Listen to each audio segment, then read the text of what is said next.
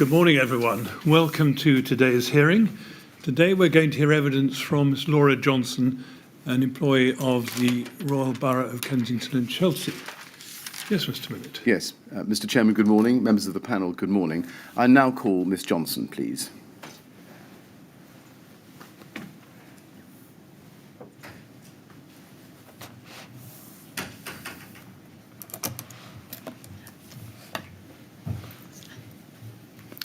Good morning, Ms. Johnson. I understand that you're happy to make the affirmation. Yes, I am. Could you read the words on the screen then, please?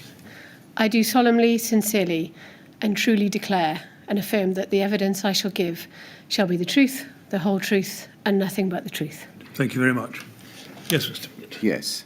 Ms. Johnson, can I begin by thanking you very much for coming to this public inquiry and assisting us with our investigations? We're extremely grateful to you.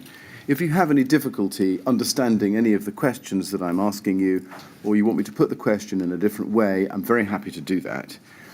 We're going to take scheduled breaks during the course of the mornings and the afternoons, but if you feel you need a break outside those scheduled times, then please just say so and we can take a short break.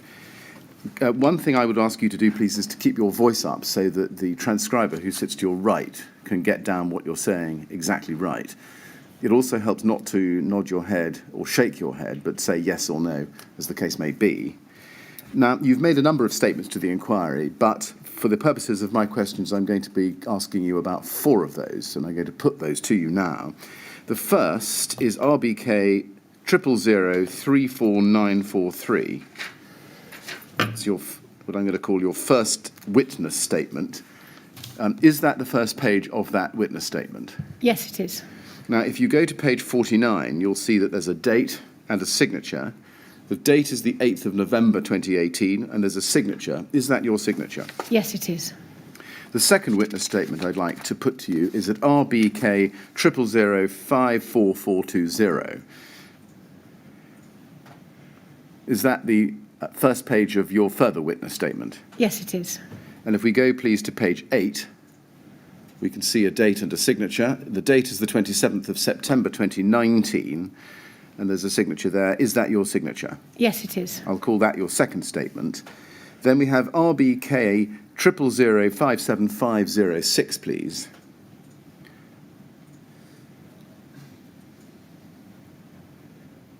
Is that your third witness statement or further witness statement? Yes, it is. And if we go, please, to page 3 of that statement, we'll see a signature and a date. The date is the 31st of January 2020. And is that your signature there? Yes, it is. And finally, Rbkc 30063638. That's the first page of a further statement or supplementary statement that you did, I think, this year. Is that the first page of that statement? Yes, it is. And can we please go to page 3 of that statement? Again, there's a signature and a date.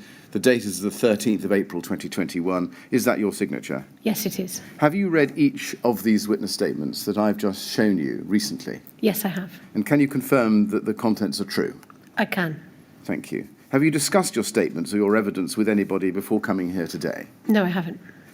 Now, I'm going to start with some questions about your background and your training, if I may. If we can go, please, to your first witness statement at page 2, paragraph 6, you set out there, under the heading Background and Role, your experience in housing, and at paragraph 7, you say that you joined Rbkc in 2009, initially as a secondee from the London Borough of Islington. Is that right? Yes. And you were, I think, made a permanent employee in 2010. Why were you initially seconded to Rbkc? The role at Rbkc was advertised on a secondment basis rather than on a permanent basis. So that's how I undertook the role. It was based on an 18-month contract, so I was employed on that basis. I see. What was the nature of your previous roles at Greenwich and then at Islington? At the London Borough of Greenwich, I worked on housing strategy, housing policy, supporting people and estate regeneration. And at the London Borough of Islington, I worked on policy and on strategy, and as head of the development team. And then for a period of time, I was the Director of Housing at Islington, and then I came to Rbkc. Did your previous roles, such as you've just described them, involve dealing with tenant management organisations? There were tenant management organisations in the London Borough of Islington, but I did not have any direct experience of dealing with them. And what about at Greenwich? There may well have been at Greenwich, but I didn't deal with them. Did any of your previous roles involve management of construction projects? Not direct management of construction projects, more commissioning of housing associations to undertake construction of affordable housing. And did those involve refurbishment of existing buildings? At the London Borough of Islington, there were a number of projects that were undertaken on estate regeneration, and I wasn't directly in charge of them, but I was indirectly on some occasions involved in some of those projects. And were any of those high-rise blocks of flats? No, they were not. Do you have any professional or industry qualifications in housing management or local government? No, I do not.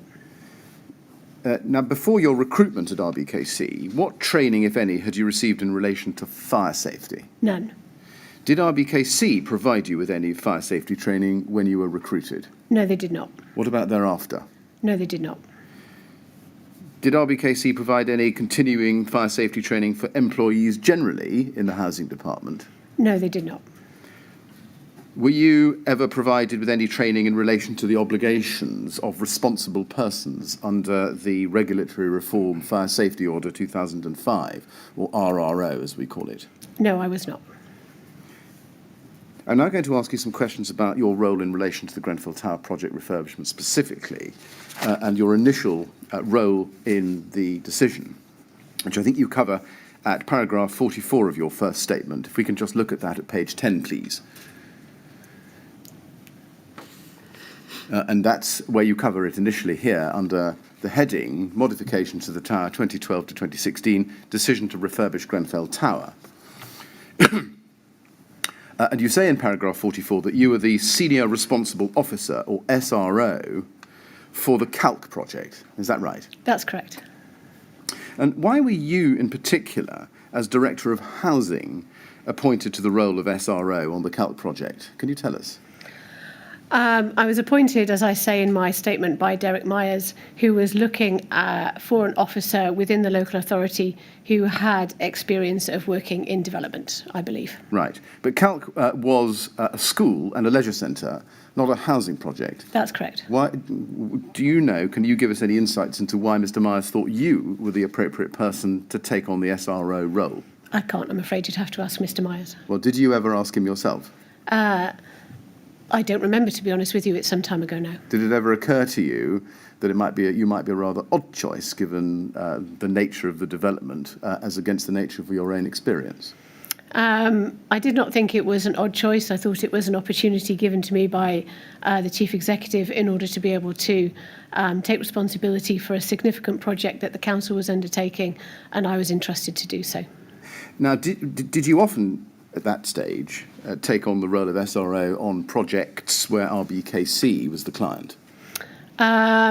No, I think I may have been an SRO on other projects, but I can't recall them at this moment. But this was the most significant project that I was SRO on. Right. Now, we know that what were, if you can just give an outline, what were your responsibilities as SRO in respect of the Calc project? So SRO, I believe, is taken from the Prince 2 project management methodology. And within that, as an SRO, you have overall responsibility for the project. So bringing together the disparate teams in order to make them work as one in order to deliver the project objectives. Now, we know the decision to refurbish Grenfell Tower came after the decision to undertake the Calc project, put very generally. Is it right that as a delegated project run by the TMO, there was no SRO for the Grenfell Tower refurbishment? That's correct. Yes. And as such, do you agree that you, in any capacity, had no decision-making power in respect of the Grenfell Tower project? That's correct. How would you describe Rbkc's role in respect of the Grenfell Tower project? Rbkc were the holders of the Housing Revenue Account, the HRA, and as such we were the funders of the project. And we regularly liaised with the TMO on a number of matters across housing management, housing maintenance, housing repairs. So we had oversight in terms of how the Grenfell Tower project was being undertaken. Oversight, I see. We will come back to look at that in a bit more detail. But would you agree that you did have a decision-making role, at the very least in respect of the budget for the Grenfell Tower refurbishment project? The members had decision-making over the budget for the Grenfell Tower decision-making project, but I would be responsible for putting forward papers to Cabinet in order for them to be able to make a decision about the budget. So I think the answer to my question is that you personally, in your capacity as Director of Housing, didn't have decision-making powers yourself in respect of the budget, but simply facilitative. Facilitative, that's correct. Right. Within the scope of that facilitation, was your role limited to the budget for the project, or did it go beyond that? I'm sorry, I don't understand your question. Well, so far as you had any decision-making power at all, yes, even though limited in the way you've just described, did that power or facilitative opportunity, if you like, go beyond the budget? Did it go into matters of detail relating to the construction project, for example? No, it did not. Now, let's look further down page 10 of your statement, paragraph 45 to 46, and I summarise here. You say that the possibility of refurbishing Grenfell Tower arose as a result of consultation with the residents during the Calc project, and I've summarised that. Is that correct? Yes. And you say that the residents of Grenfell Tower would, on occasion, raise the condition of the tower during resident consultation events for Calc, and they would include things like the lifts, the heating, water pressure, poor sound, and thermal insulation. Yes? That's correct. Yes. Thermal insulation specifically because of the windows. Because the windows were very old and there was a lot of drafts coming through. So they raised the fact that there was very poor sound insulation and very poor thermal insulation due to the drafts. Right. Did the residents complain specifically about the poor thermal performance more generally, other than the effect of the old windows? Not to my knowledge, no. I mean, for example, did they complain generally that their flats were too hot in summer and too cold in winter? Yes, they did. They did, but because of the windows? Also because of the way the heating worked. It was a district boiler system whereby we had one boiler that heated the whole of Grenfell Tower. And so the heating was turned on for the winter period, and I believe it was turned off at around the 1st of April, 1st of May, can't remember the exact date. So there was no heating in the building, central heating in the building during that time. But the way the heating pipes ran through the building and the hot water pipes ran through the building meant that some people's flats were very, very warm also in the summer because the hot water pipes ran through their flat, heating their flats up. So it was the worst of both worlds, really, for tenants there. They could either have very warm flats or very cold flats, but with no control over how their heating worked in their particular flat. Yes, I see. Now, you say in paragraph 46, if we can just turn the page to page 11, please, just so that you have it in front of you, that you visited Grenfell Tower a number of times. Do you remember when you did so? I can't remember the specific times that I went, but I went to Grenfell Tower more than any other block in the borough over my duration of time as Director of Housing. Right. And can you give us an idea of the number, just in rough terms? Oh, I probably went, I did all of the Calc consultation meetings, and they weren't in the tower, but they were to the side of the tower. I visited the boxing club, I visited the nursery, the playground, so I probably went to the tower anywhere between 10 to 20 times. Now, I'm going to move to the first specific event, which is the Strategic Development Committee meeting of the 1st of December 2010. And looking a little bit lower down, page 11, you say at paragraph 47 that the possibility of investment at Grenfell Tower / Lancaster West Estate was mentioned at an Rbkc Strategic Development Committee on 1st December 2010. And you produce as your exhibit LJ1, which are minutes of the Rbkc Strategic Development Committee of that date. And that's, please, at RBK 50576. Let's just have that up. There's the minute of the group meeting, committee room F. And if you, well, let me just ask you some general questions first. What was the purpose of the Strategic Development Committee? I can't remember, to be honest with you, in any detail. Who would normally attend group meetings like that? There would be officers from across the council who would attend, who had some involvement, both from housing, planning, building control, traffic management, who had involvement in looking at strategic developments that were being undertaken in the borough. And if we go to page 6, please, in this document.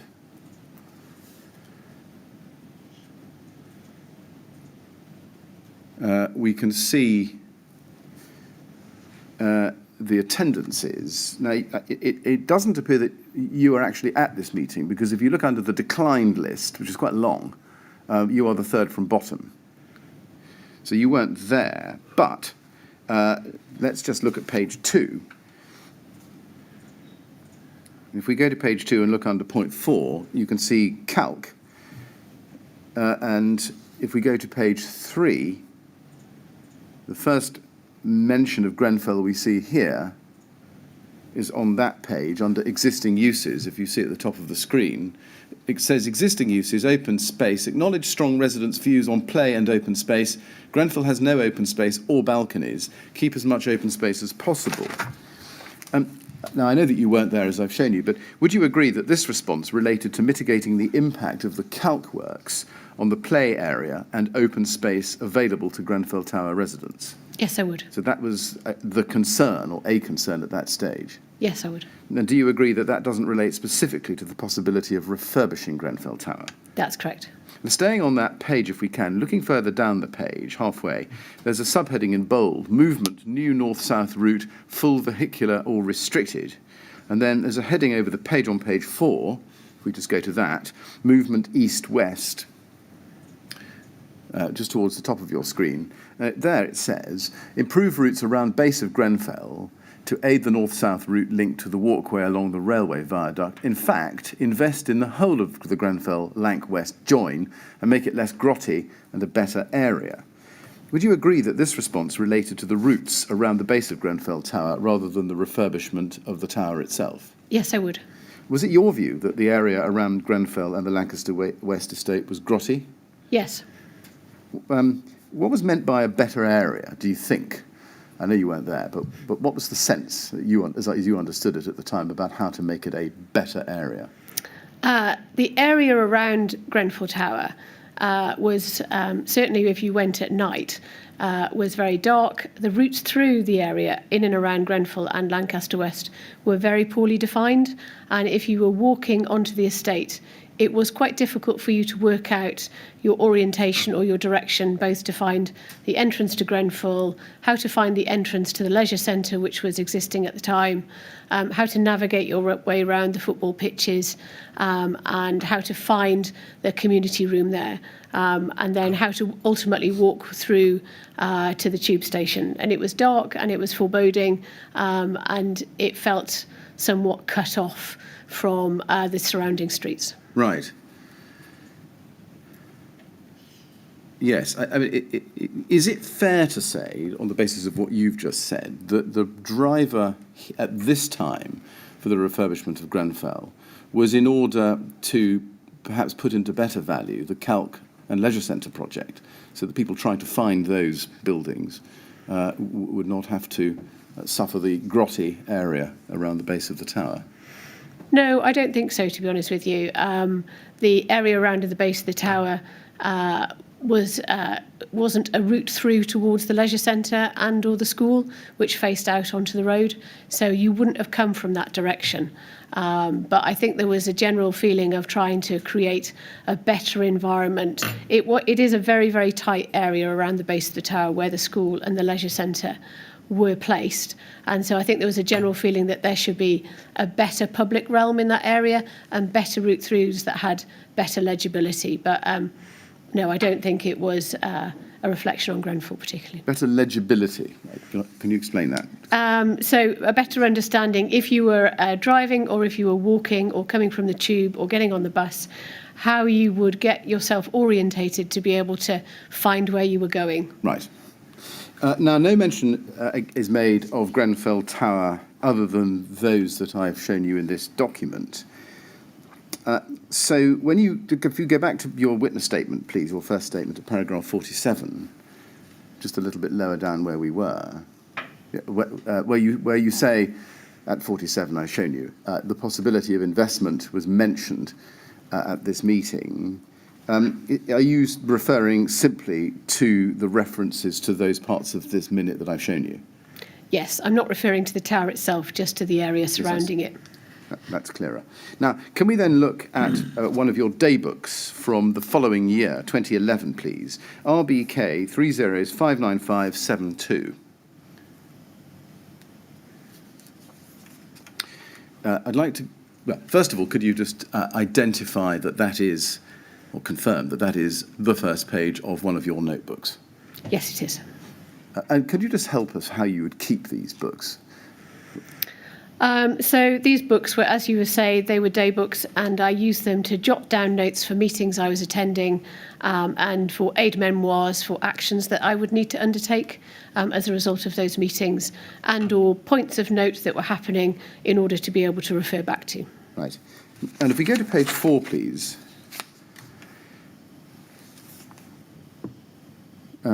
You can see that here is a note dated the 13th of June 2011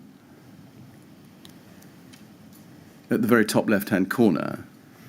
Can we take it that you made notes from every meeting that you attended here in your daybook? No, I didn't make notes at every meeting I attended. I was fairly scrupulous about making notes at Calc meetings because they were fairly detailed, and there was always a number of actions for a number of people there. And because I was SRO, I wanted to keep track on what was happening. Yes, I see. Looking a little bit further down page 4, we can see, as I've shown you the date, and next to it, what looks like Calc. If you look at the note, you can see that there's a list of names down the left-hand side, and various things, matters, it looks like, or minutes agreed, matters arising, and various things. If you just look at it, can you tell us in outline at least what this was about, this meeting? So this would have been a Calc project meeting with various members of the project team attending. So the people who were there were a mix of people from property services, education, communications, housing, and leisure. And it was to go through various actions that were being undertaken in order to be able to progress the Calc project. Right. Now, what you've just told me, is that something you have an independent recollection of, or you can remember that because I've shown you this document? I can remember that because you've shown me the document. Right. Now, if we look a little bit further down the page, to page 5, or down the document to page 5, please, we can see the bottom of the page there, where you've put external landscaping. You see that? Yes. With a line underneath it. And if you look at the bottom bullet, it says, and help me if I'm wrong about this, Ms. Johnson, it says basement of Grenfell Tower, conversion to resident or light business use to be considered, JT to take forward with Carl Ainsley, or Councillor Ainsley, I think that is. Is that correct? Have I read that correctly? Yes, it is. It's Carl Ainsley, not It is Councillor. Carl. I was right first time. At this initial stage, was it intended only that the basement of Grenfell Tower would be refurbished? I don't remember this meeting, but based on the note that's been presented in front of me, I would say that we were looking at whether there was an opportunity for residential use in the unused spaces that were at the base of Grenfell Tower. Right. Now, the note appears under the heading, as I've shown you, external landscaping. Does that tell us that the discussion about Grenfell Tower, at least at this stage, concerned landscaping around the Calc project? In the context of this project, yes. So at this stage, your concern was still about the aesthetics of the Calc project? That's correct. Yeah. Now, still in 2011, can I show you TMO 845421. This is an email of the 30th of September, if we go please to page 2, from Eddie Defan to Miss Dyro at KCTMO. And he says, "Dear Adiola, thank you for taking the time to listen to some of my concerns yesterday. As requested, please find attached a list of local stakeholders wish to meet as a subgroup to address issues raised by the proposed imposition on our estate of the Kensington Academy and housing issues in general. The formation of this subgroup was agreed by the Council at the Residents' Forum on Wednesday, 29th September. And then there's a list of participants below that, which includes the Grenfell Action Group, as you can see. Now, you then forward that email. If we look up the chain to top of page 2, bottom of page 1, we can do that. There's the end of your email, but let's go to the bottom of page 1. You send this on to Robert Black, 5th of October 2011. Robert, for discussion tomorrow. And then if you look a little higher up page 1, he then emails a number of people at the TMO, and he says, "Dear team, Laura raised this at my meeting yesterday." Now, this email is the 7th of October, as you can see. And he goes on, "The email below is from an Edward Defan who is angry about 2 things. The new academy and services on his estate. Laura wanted a number of things. First bullet point, could we do just a bit of checking on his tenancy background? He inherited tenancy, she thinks, but unclear of circumstances." And then second bullet point, issue of lack of investment in Grenfell Tower and Lanc West in general. Mark Sasha. Did you ask Robert Black to make inquiries into Mr. Defan's tenancy background? Yes, I did. Why did you do that? Because there was a number of people who attended the meeting, and I just wanted to understand whether they were leaseholders or tenants. And it also provided an opportunity, because we had another member who attended very regularly, a gentleman called Peter Martindale, who turns out was illegally subletting. So it gave an opportunity just to check, sort of who was coming along and what their status was. Right. Why did it make a difference to you at this stage, given Mr. Defan's concerns, whether he was a leaseholder or a tenant? I can't remember, to be honest with you, but I just made that inquiry. Had you heard of Mr. Defan before this time, October 2011? I don't remember if I had heard from him prior to October 2011, but he came to my attention as part of the Calc project. I see. And we may come back to that shortly. Can we then look, please, at the following month in 2011? If we go back to page 48 of your first statement there, you describe the sale of Elm Park Gardens, the projected receipts from which were anticipated at that stage to be about £6 million. And then at paragraph 49, and I'm summarising, you refer to an email of the 2nd of November 2011 from Jane Trethui, who was Rbkc's Housing Strategy and Regeneration Manager. And you exhibit that as LJ3. Can we look at that? We'll have it up on the screen. RBK 705. Now, before I show you the detail in this email, can I just ask you 1 or 2 general questions? At the time this email was sent, so early November 2011, do you agree that the Calc project was already progressing? Yes. And is it right that Studio E had already been appointed on Calc and had in fact started work? I can't remember the exact timeline, but they may well have been appointed by that time. Right. As architects to the Calc project? That's correct. Yes. And do you remember having discussions with anybody at Studio E about the refurbishment of Grenfell Tower before November 2011? No, I don't. Did anyone at the TMO approach you before November 2011 with a proposal to refurbish Grenfell Tower? I don't remember. Now, I think on the Calc project, you agree that Studio E had, in fact, been retained by Rbkc and not TMO. That's correct. Yeah. And, in fact, Studio E had been appointed for the Calc project through a competitive OJEU procurement process. Yes. Yes. Were you involved in that procurement process? Do you remember? I don't think I was. I may well have seen some of the tender returns, but I don't remember being on the panel that appointed the architects. Can you, or do you have any recollection about how rigorous that process was? It would have been extremely rigorous in terms of the council's approach to procurement for that particular project. It was a very high-profile project, and it would have followed the the OJU procurement processes. Do you say that simply because of your familiarity generally, or because you know something about precisely how that project was procured? Because of my familiarity with the way that Rbkc worked. Right. And is it correct that Studio E had been selected in part because of their particular experience and expertise in designing and completing academies and leisure centres? That's correct. Yes. Well, actually, their particular experience in academies, because there was a different architect who was actually the architect for the leisure centre. Very good. Yes.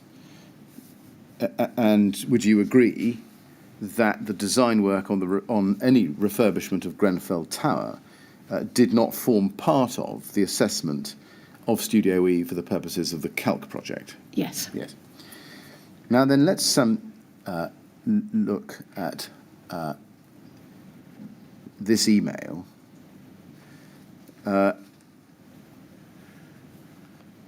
This is an email of the 2nd of November 2011, in which Jane Trethui, is that how you pronounce her name? Yes, it is. It is.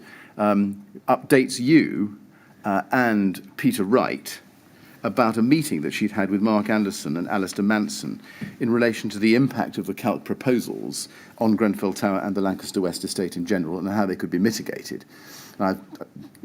This is an email you've exhibited. Have I summarised the import of that email accurately? Yes, you have. Now, let's just look down. It says in the second paragraph, Laura, Peter had previously informed me of the plans impacting upon the Lanc West EMB's play area and associated landscaping, where it's intended to create a community access for the new academy for residents to be able to access it outside school hours. We'd agreed that this would require extensive consultation with residents and other users, such as the ground floor nursery, to ensure that they had the opportunity to influence the design and feel that they could benefit from the changes rather than having something imposed upon them that was beyond their control. Would it be fair to say that Rbkc's primary concern in November 2011 was the impact of the Calc project on Grenfell Tower's available outdoor space? Yes, I would, but also how people in Grenfell Tower used that outdoor space, because the current outdoor space that they had at that time was, a unloved green area with some trees on, which was a sort of hump, which wasn't useful for people to sit on and/or was regularly used by dog walkers. So we were keen that the people in the tower also had somewhere to go to and sit in. Right. In the third paragraph of the email, Ms. Trethui says, if you go down to a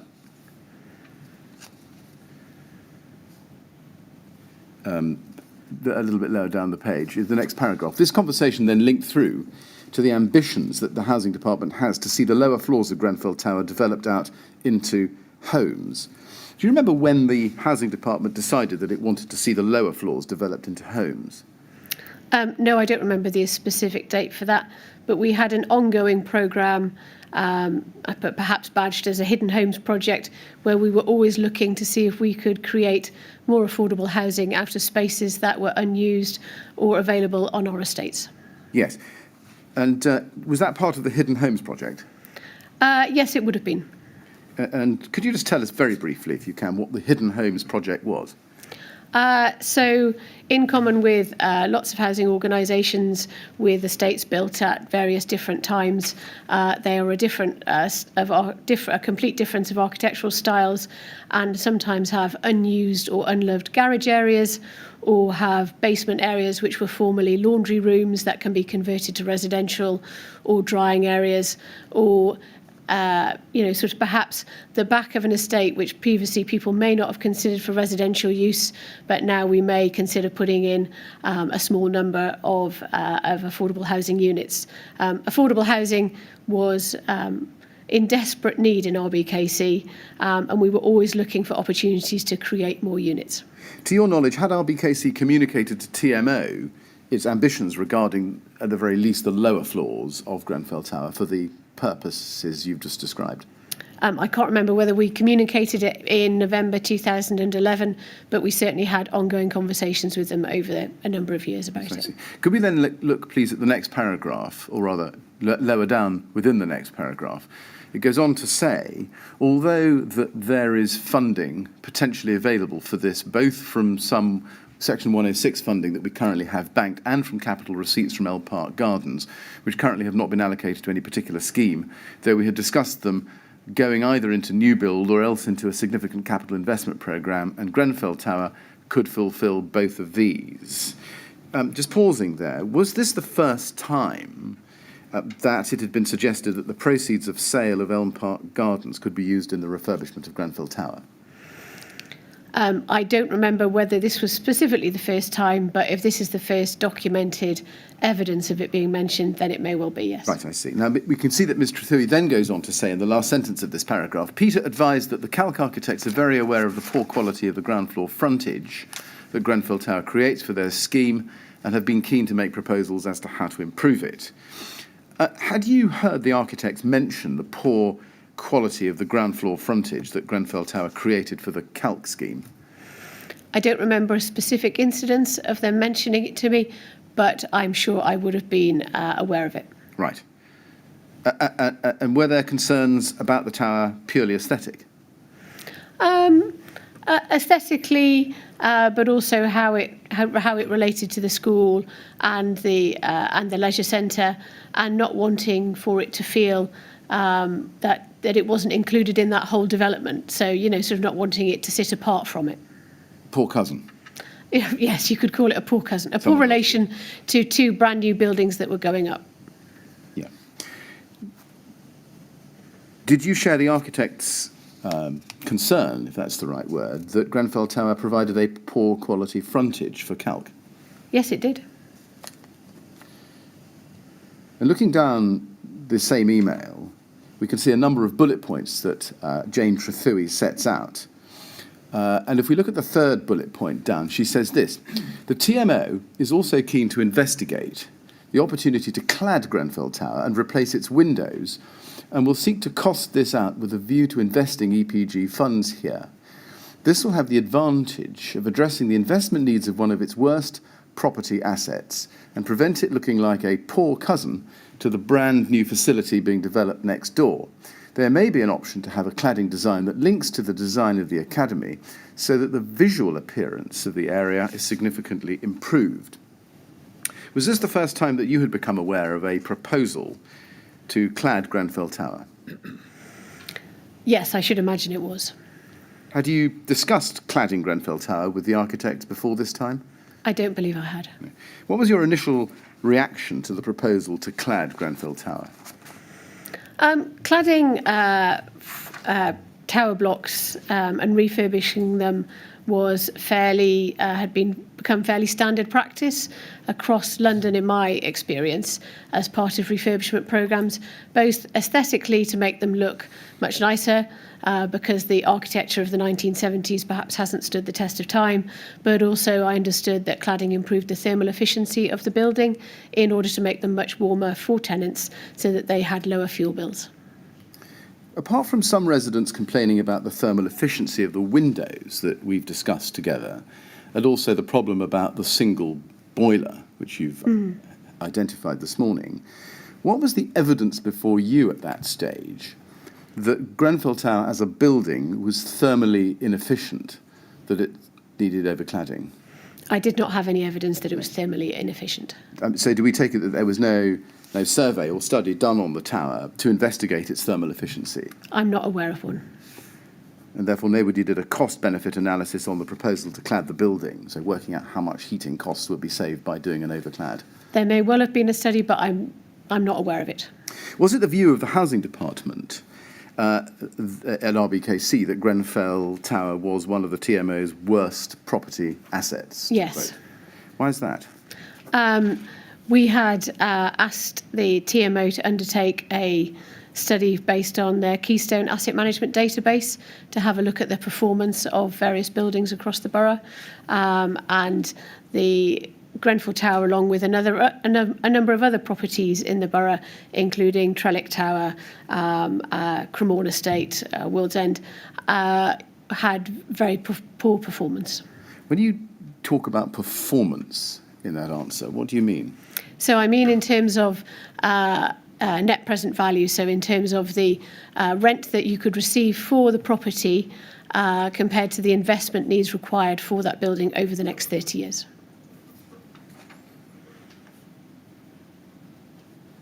I see. And that calculation was done, was it, for Rbkc? So we had a study done, and I can't remember exactly what time it was done, by Savills, that did a study for us looking at the performance of our buildings. Yes, I see. In order to be able to better help inform the business plan. And I think you agree that Grenfell Tower would look like a poor cousin to Calc unless it was redeveloped. Yes, it would. I mean, being blunt, was the primary reason for exploring the refurbishment of Grenfell Tower, at this stage at least, to improve the aesthetics of the area around the Calc project? I wouldn't say at this time it was a motivating factor to clad the building in order to make it fit better with the school and the new leisure centre. I would say we were exploring opportunities to have a look at how a refurbishment project for Grenfell Tower would positively impact for the residents there and also help it work better with the area. But cladding it because of the building of the school and the leisure centre was not a primary motivation for it, no. When you say not a primary motivation, I'm suggesting to you that this document shows that the primary or dominant motivation for cladding was aesthetics. In this document, yes, but as we progressed, no.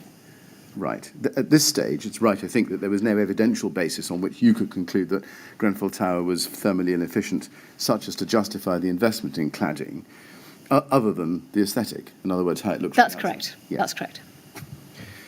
Now, we don't have a response to this email from you. Can we take it that you approved of the way forward suggested by Mr. Thuy? Yes. Can we next go a little bit further in the month, and as you can probably tell, we're running chronologically, to LJ4, which is at RBK 402315. This is an email dated the 23rd of November 2011 from a gentleman called Tunde Awaderu, representing the Grenfell Tower Leaseholders Association. Now, it's sent by somebody called Keith Mott to Eddie DeFarn and copied to a number of people, as you can see, but you are an additional direct recipient. Can you see that? Yes. Now, you address this document at paragraph 50 of your first statement on page 12. And let's just look and see what you say there. You say that the email demonstrates, in the last sentence, that there was not only a desire to refurbish Grenfell Tower from the council and the TMO, but also from the residents. Now, can we just go back to the email?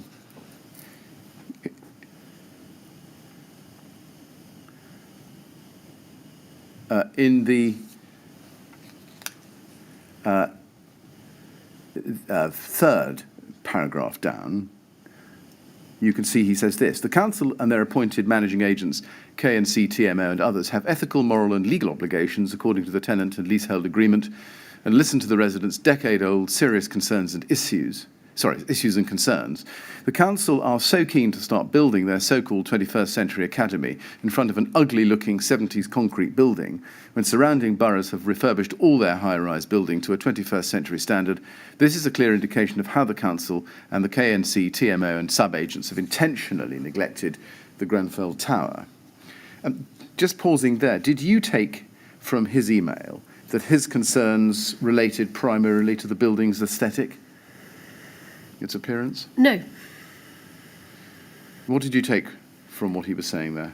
Although he mentions the ugly-looking 1970s concrete building, I took from his statement about intentional neglect the wider issues with the tower. Right. Wider issues being what at that stage? Poor heating, poor windows, poor entrance way, and a general feeling that the building required significant investment. Right. And if we go on at the fifth paragraph down, he says, we are fed up with the so-called tenant-led organisation and the unregulated managing agents, K&C, TMO and others for their substandard services. They must put things right and must be more accountable. We want to make recommendation to set up an organisation to regulate their day-to-day activities. We demand and expect the council and their managing agents to leave aside their corporate greed and invested interest to find the money and resources to refurbish Grenfell Tower without having to charge the residents of Grenfell Tower through rent increments or service charges. What did you think of that? I thought Mr. Mott would like the tower refurbished and didn't want any charges to be levied against leaseholders. Did you consider this email to be an expression of the residents' frustration, the general body of residents' frustration with both the council and TMO? I considered it to be Mr. Mott's opinion of the council and the TMO, but not the general body of residents. Why is that? Because that's who it was sent from. It was, but if you look, please, at the bottom of this email at page 2, you can see that it's sent from Mr. Awaderu, Vice Chairman, Grenfell Tower Leaseholders Association. And if you go to the second paragraph I showed you, he also refers to the Grenfell Leaseholders Association and others organising themselves. Did you not take from that although the email had come from Mr. Mott, it was at least to some extent intended to be representative of the residents' views? Yes, I'd like to correct my previous statement, having read that again, that on reading that, it does look like it is particularly from the body of residents who are members of the Grenfell Tower Action Group and Leaseholders Association. Yes. Now, looking at the top of page 2, if we go to page 2 and look at the top there, he says, we hope to reach a negotiated agreement in this matter so we do not have to seek to alternative methods, and so that we do not need to justify our decade-old issues and concerns raised by the residents of Grenfell Tower again. The arrogant behaviour of the council-appointed managing agents has destroyed the trust and confidence of the residents of Grenfell Tower and the wider estate, and this need to address as a matter of urgency. Was this the first time you had seen this kind of strong feeling about Rbkc and the TMO expressed by somebody who lived in Grenfell Tower? This may have been the first time that I had seen it in writing, but if the meetings had commenced, and I'm not sure of the timeline that I was attending, the resident consultation meetings about Calc, then I would have heard that expressed in those meetings. I see. But can we say that it was around this time, or perhaps yes, not long it probably before would have this been. time? It would have been around this time. Now you can see, as I've shown you, that this is from the Grenfell Tower Leaseholders Association. Did you? And I showed you an earlier document referring to Grenfell Action Group. Mm-hmm. Did you have any understanding about those groups, whether they were separate or related, at this time? No, I don't think I did. Did you ask anybody? No, I don't believe I did. Right. And having seen the terms in which Mr. Awaderu has expressed himself in a number of places in this email, did you do anything about it? When I say do anything about it, did you act on his feelings of discontent and seek to look for ways in which to address them? I don't remember whether I specifically reacted to this particular email, but it was definitely following on from Jane Trethewey's email as well, looking at ways of putting investment into the tower and the surrounding area. I see. Now, we'll come back to this topic in due course, probably a number of times, but let's just look next at how the pre-construction professional team came to be appointed on the Grenfell Tower project. Following... Can I just interrupt for a moment, Mr. Yes. I mean, in the light of what you've told us about, both about this email and consultation meetings, were you aware, or were you under the impression that there was a groundswell of unhappiness and anger about the relationship between tenants and the TMO? No, I wasn't, no. The representation made at the Calc residents' meetings, which were attended in the main by Mr Daffan and or other residents locally, would express their general crossness about the condition of the tower, but I don't remember there being a general expression about, sort of being cross about the TMO. Right. So, and in those meetings, did people express themselves in quite the tone that this email is expressed, or more strongly or less strongly? Do you remember? Perhaps not so eloquently, but people did put across that they felt that there had been a lack of investment in their area for a number of years. And, I had a considerable sympathy for that, to be honest with you, because there had been a considerable lack of investment in the council's housing stock, really as a result of the way that council housing was funded over a number of years, which resulted across the country, not in Rbkc, in being unable to invest significant amounts in capital programme works. So, and in talking to the residents of Grenfell Tower and the wider group of people who came to those consultation meetings, there was in trying to explain the way different budgets worked, in that this was general fund money or regeneration fund money for the school and for the leisure centre, but Grenfell Tower is funded from the HRA, which is a ring-fenced budget. I think that's quite difficult to, it's not difficult to understand, but it's quite difficult to stomach when you're a resident sitting in a block that feels like it hasn't had a lot of investment for very many years, and you're watching the council building something next door for quite a considerable amount of money. I have a lot of sympathy with that view. Well, they may have felt that if the council could spend a lot of money on the leisure centre and the school, why couldn't it spend some money on them? And that's exactly what they were expressing, is that why rush ahead with renewing the leisure centre and building a new school when there is this problem with the Grenfell Tower estate, Lancaster West estate, or more broadly with, kind of quite obvious investment needs of the council stock. Yes, thank you. Yes, Mr. Bennett. Yes, thank you.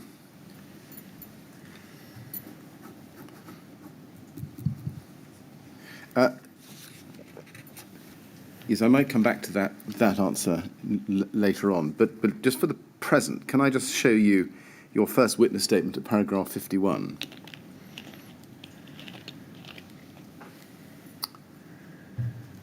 You say there, the formal process of identifying where major investment was needed was set down in December 2011, when the TMO was asked to carry out an exercise to identify where major investment was needed to improve the stock. They used the Keystone Asset Management database that contained component data on the council's housing assets. Grenfell Tower came out as a priority, as a building that had significant investment needs. The TMO were then asked to provide indicative costings for the works to be carried out to Grenfell Tower. Did you yourself have any discussions with Studio E about the Grenfell Tower refurbishment between the time when you received Ms Trethui's email on the 2nd of November 2011 and hearing the outcome of the TMO's review in December 2011? I don't remember, to be honest with you. Right. Let's then look at SEA 403556, please. This is an email from Andre Kushel of Studio E to Peter Wright at Rbkc. Subject, Grenfell meeting agenda. It's copied to the Calc team, as you can see, and it has an attachment, which is the Calc meeting to review potential works to Grenfell Tower to be held at the Town Hall on the 9th of December. And he says, further to our discussion yesterday, I've pulled together a meeting agenda which sets out what I think we will need to cover tomorrow. And attached to that email is the document at SEA 403557. We can look at that, please. There it is. And it's entitled Calc Meeting to Review Potential Works to Grenfell Tower to be held at Rbkc Town Hall on Friday, 9th December at 10 a.m. And then if you look down that, you can see the topics. Item 2, review of work scope, and item 3, tenant consultation. First, do you remember attending that meeting, or was it just Mr. Wright who went? I don't remember attending that meeting, but I was probably there. Right.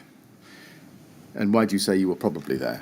Because Mr. Wright worked for the property services team and had no role in the housing department and/or for the TMO. Right. Does this document look familiar to you? I don't remember, but I don't remember, to be honest. What was the purpose of this meeting from Rbkc's perspective, and specifically your perspective? I'm really sorry, I don't remember, because I don't remember the meeting. Right. So you won't be able to help us know whether there was anyone from the TMO there? No, I'm afraid not. Right. Do you remember in general terms whether anyone from the TMO was involved at this stage in these discussions? No, I don't. Right. Do you know whether this meeting took place before or after the TMO's review of its major investment needs? No, I don't. Looking at item 2 on the agenda, you can see under the heading Review of Scope of Work, there are a number of items, including windows and cladding, second item down. Do you know how cladding got to be on the agenda? No. You would agree, I think, and correct me if I'm wrong, that at any rate this document shows that at this stage Rbkc wanted cladding included in the scope of works for Grenfell Tower. I believe this document was drafted by Andre from Studio E, so he included that in the list.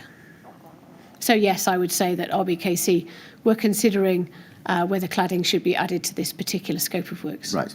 Can I just ask you then to look, please, at what Mr. Cushell told the inquiry when he was asked about this in evidence in March 2020. Can we go, please, to the transcript for day 6 on the 2nd of March 2020? And look, please, at page 44. So it's day 6, page 44. And can we look at line 15, please? And you'll see just above that he has been asked about this document and item 2. Question at line 16, was it you who put those on the agenda for discussion with Mr. Wright? Answer, I doubt whether I would have said that unless there was an indication from somebody at the council that that's what they wanted to do. Question, where do you remember getting that indication from, do you think? Answer, I attended meetings, SRO meetings, which was basically a senior executive meeting which overviewed the project, and I'm fairly confident that there would have been a mention of the tower as an issue that needed to be addressed at some point. Question, do you remember who first suggested cladding to you, such that it turned up on this agenda? Answer, it could have been Peter, it could have been Laura. I can't think of anybody else at that time I would have been speaking to who would have had any knowledge of this. Question, so Peter Wright or Laura Johnson? Answer, yes. Yes. Both at Rbkc, yes. Answer, yes. And then the question goes on, right, so would it be right to say that from an early stage, late in the year 2011, you knew that overcladding of Grenfell Tower was likely to form part of any project in respect of that building? Yes, that was the indication that was being given by Kensington. Now, I've shown you that because that's Mr. Cushell's recollection. Do you yourself recall whether it was you or Peter Wright who first mentioned cladding to Studio E?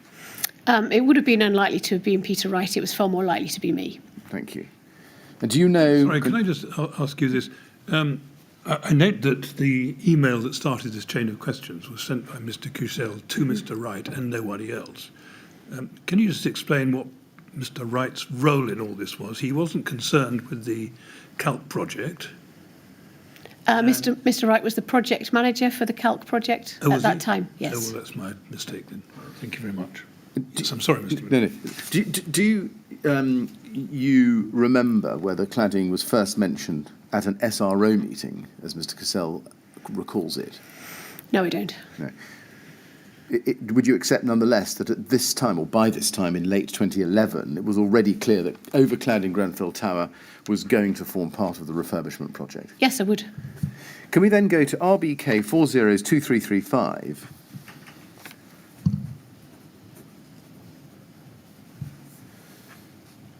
This is an email from Mark Anderson of the 12th of December 2011, with the subject line Grenfell Tower, and it's sent to you, copy to Jane Trethui and Peter Wright.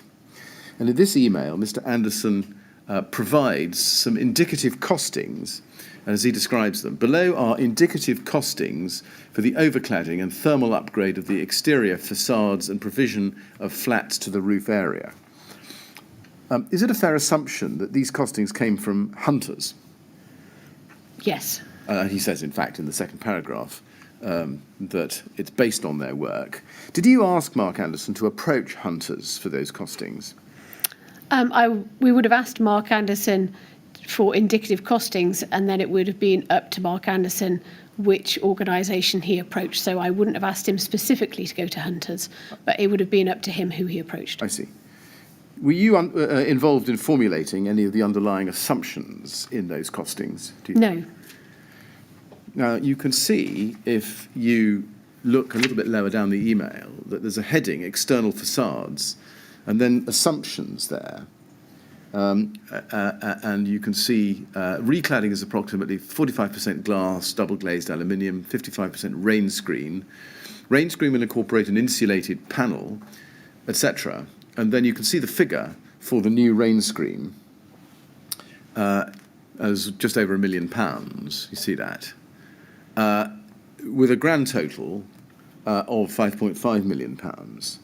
Now, looking at those costing breakdowns, does that tell us that by this stage, Rbkc was clear that it wanted rain screen cladding, particularly, to form part of the refurbishment?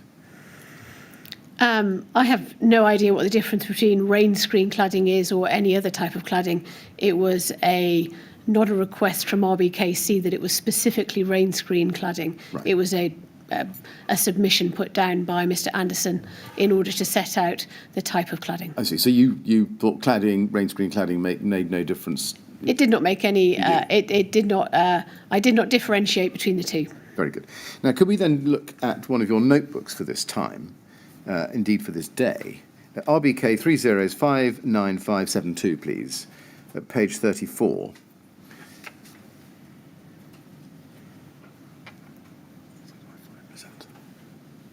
And you'll see here is an extract from your daybook, 12th of December 2011, so the same day as the email I've just shown you. Calc presentation, introduction, you see that. Yes. And over the page, at the bottom of page 35, you can see a note. And it says, at the very foot of the page, Grenfell Tower. Now, is that heating? Looks like Yes. it is. Go back to residents after working with TMO on figures for heating, windows and cladding. Have I read that correctly? Yes, you have. Would you have written that note after receiving the costings from Mark Anderson that we've seen in the email, do you think? I don't know what the date of this note is, to be honest. I've just shown you, it's the 12th of December 2011, so the same day as the email that I showed you. I can't say very definitely whether I had read the email from Mark Anderson at the time I wrote this note, but I may well have done. Right. And what did you mean by working with the TMO on figures? Well, it says here, working with TMO on figures. What did you contemplate by that exercise?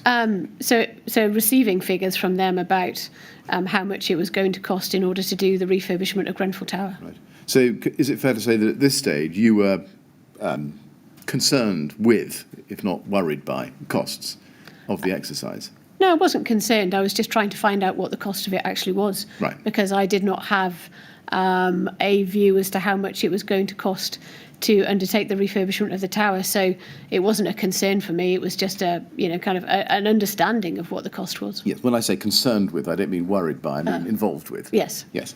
Now, if we go to page 33 of this notebook,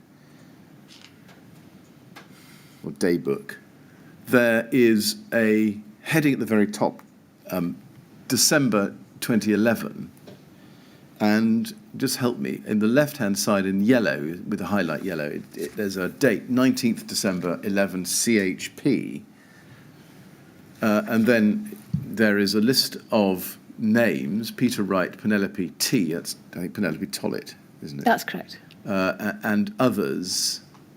At the bottom, I think, is that you, Laura J? Yeah. I see.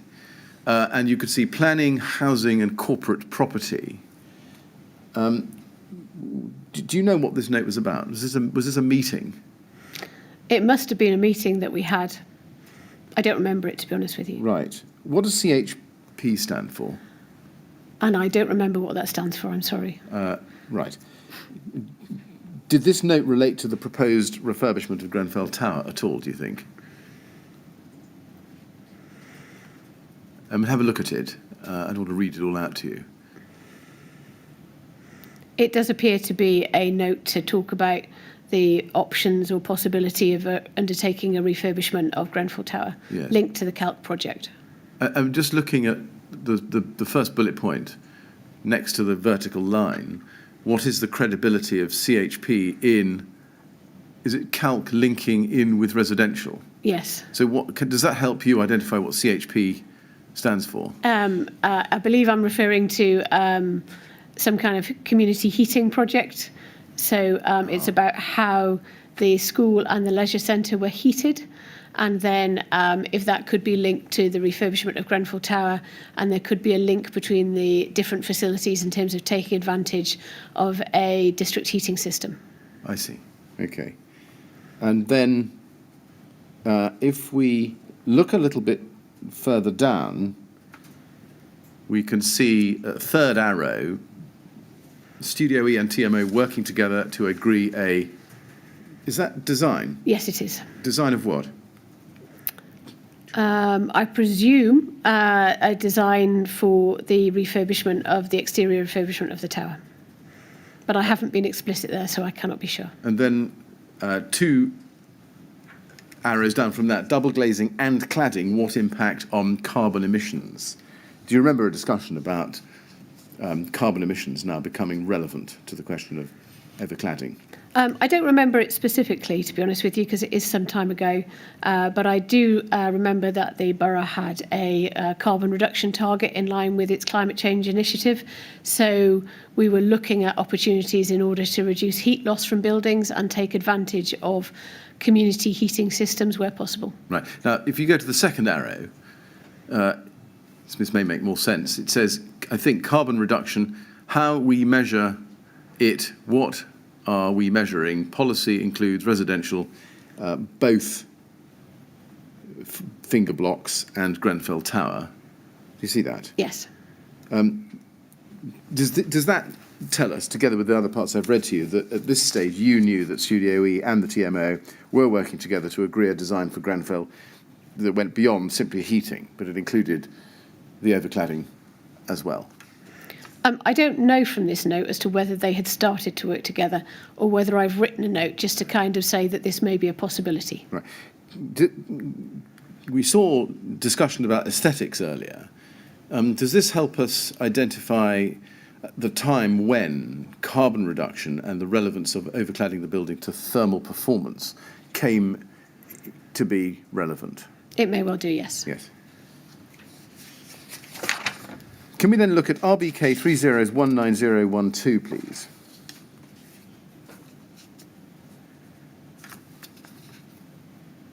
This is an email of the 10th of January 2012 from Penelope Tollett, who was Head of Policy and Design and Planning at Rbkc, I believe, to Jonathan Bohr and others in planning at Rbkc. And you're not copied in, just to be clear, but I just want to ask you about something in it. If you look in the email, the general subject is housing projects, and 4 entries down it says Grenfell, the TMO are looking at how to engage Studio E to do the work they're looking to do on the tower, which is double glazing, cladding and new heating, as well as new housing units in the vacant lower floors and possibly a new floor on the top. They understand the tie-up with Calc. Now, at this point, is this right that Penelope Tollett, who was head of Rbkc planning, I think, and other planners at Rbkc were aware of what she called the tie-up with Calc? Penelope Tollett was not the head of planning at Rbkc. That was Jonathan Bohr. At the time, he was the director of planning. I'm not sure what Penelope Tollett's exact title was, but she may have been head of strategic She was definitely part of the strategic side of the planning service. I see. I have her down as head of policy and design. That's correct, yeah. And she may have sat within the planning department. She did, yes. I see.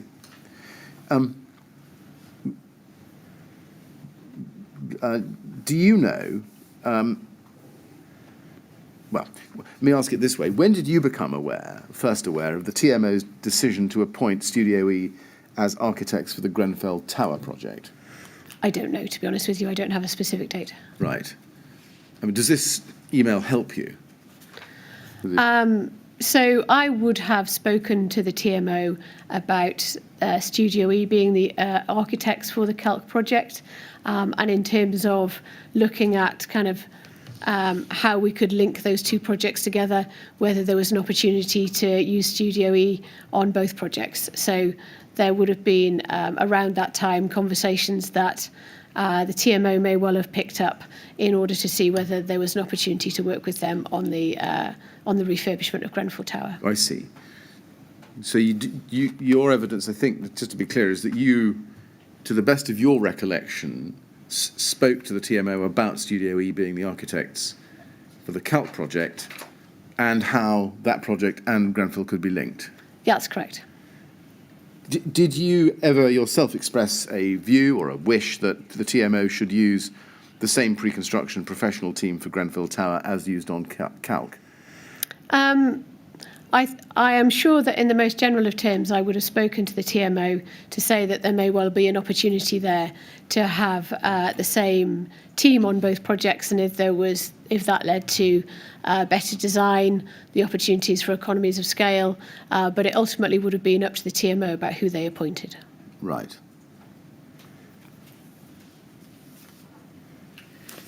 Now, Mark Anderson was asked about the appointment of Studio E in his evidence in Module 1 on the 13th of October last year, day 52. Can I please show you the transcript for his evidence on that first occasion? Day 52, page 59, please.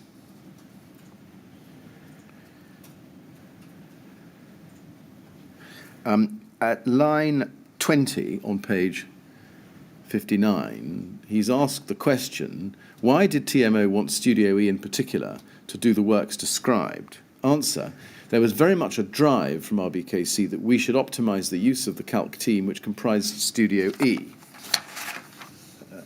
Can you help us? How did that decision to engage Studio E tie in with the procurement process generally?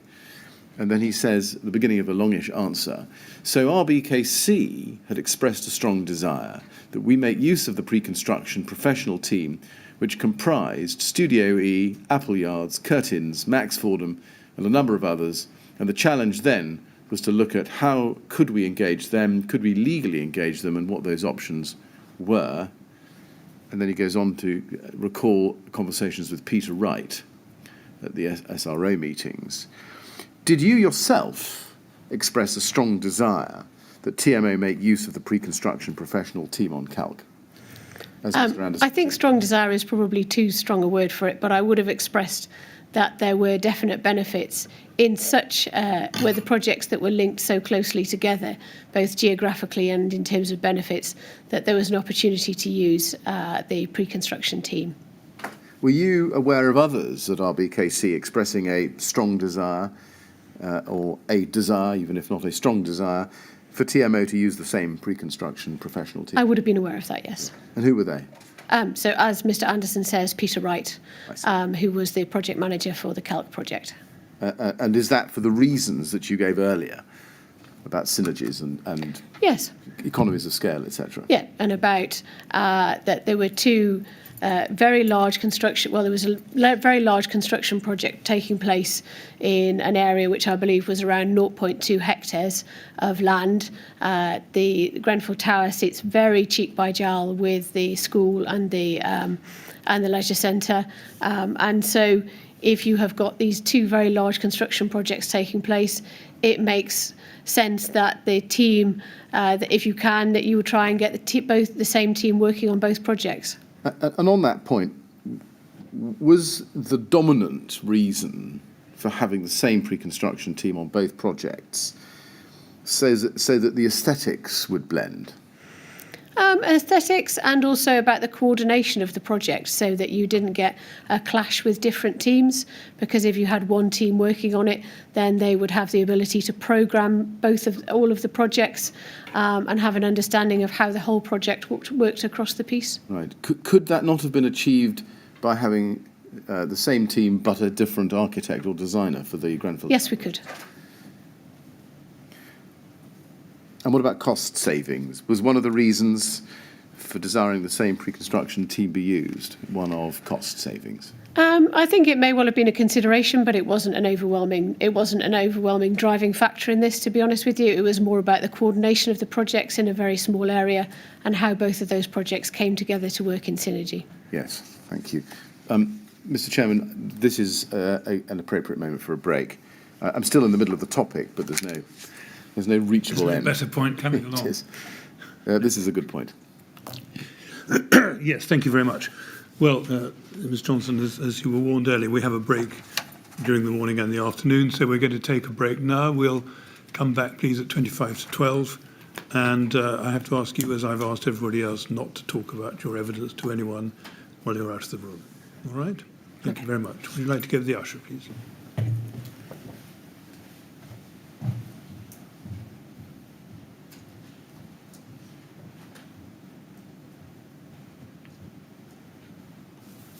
Thank you. 25 to 12, please.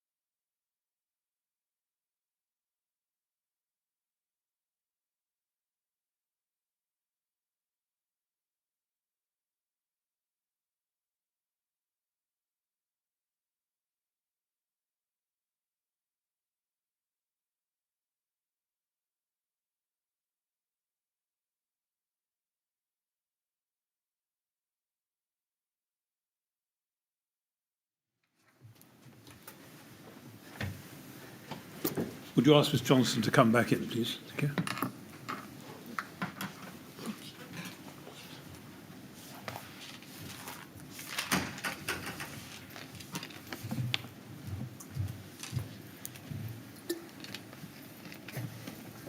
Right, Ms Johnson, ready to carry on? Yes.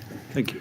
Yes, Mr Billy. Thank you, Mr. Chairman. Ms. Johnson, we were talking about Rbkc's desire to use the same pre-construction team before we broke. Can I take you back to Mr. Anderson's evidence about this at day 52? And I'd ask you to look, please, at page 60.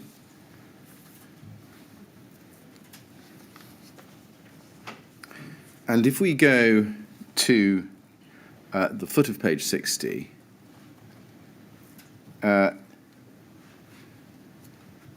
at line 17, he's asked the question, now you say that there was a drive from Rbkc to optimise use of the Calc team. From whom did this drive emanate? Answer, my recollection is that that was across the board. It ranged from the portfolio holder through to all of the officers that I had dealings with. Question, was the drive expressed in the imperative, i.e. they were directing you to do it, or did you have any say, choice or discretion in the matter? And if we turn the page at line 1, answer, Rbkc never specifically said you must. My interpretation of the direction that I was receiving was that we, KCTMO, that is, would have been challenged had we not done it. Do you agree with Mr. Anderson's characterisation there of the drive from Rbkc to retain the Calc team as widespread across the board? Yes. And was the intention, as Mark Anderson perceived it, that the TMO should understand that they had no real choice in the matter? No, I would not say that at all. I would say that we saw the benefits of using the Calc team across the piece. But if KCTMO had come back specifically and said that they absolutely did not wish to use them and given us a reason for that, then we definitely would have listened to it. Would you have challenged the TMO had they decided not to use the Calc's pre-construction team, as Mr. Anderson said? Challenged, yes. We would have had a discussion about why they didn't think it was appropriate. Right. So they would have had to have persuaded you? They would have to have given us a reason, yes, why they did not think that was a good way to go forward. Yes, I see. Did you or anybody else at Rbkc tell the TMO that it should make its own independent decision about which pre-construction professionals to use for the Grenfell Tower project? I did not specifically say those words, no. Did you or anybody else at Rbkc tell the TMO, at this stage at least in early 2012, that a separate procurement of the Grenfell Tower project was even a serious option? I don't remember discussing that, to be honest with you.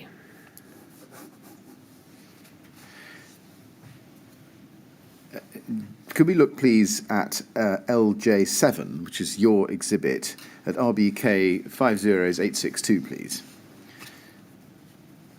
This takes us into February 2012, Ms. Johnson, and it is a report drafted by you, dated the 9th of February of that year, and it's entitled Basements, Elm Park Gardens, SW10, Capital Receipt Expenditure. And you can see in the for decision box, it says, this report prepares the arguments by which to seek Cabinet approval to the use of a proportion of the capital receipts from the Elm Park Gardens basement disposals for investment in new homes and major improvements to existing homes. Is it right, just in general terms, that this report was for the Cabinet member for housing with a view to your proposal going to Cabinet? Yes.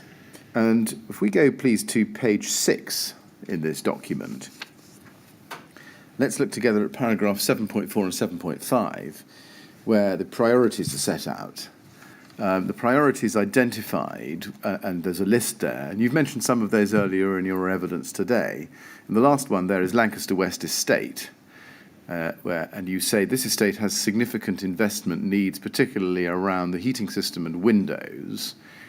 And you go on to say, in the middle, in parallel, the proposed construction of the new Kensington Academy and Leisure Centre is likely to have an impact on the north end of this estate, which has caused real concern to Grenfell Tower residents who immediately overlook the site. Furthermore, Grenfell Tower lower floors currently have an area of disused office space which has the potential for conversion into new homes.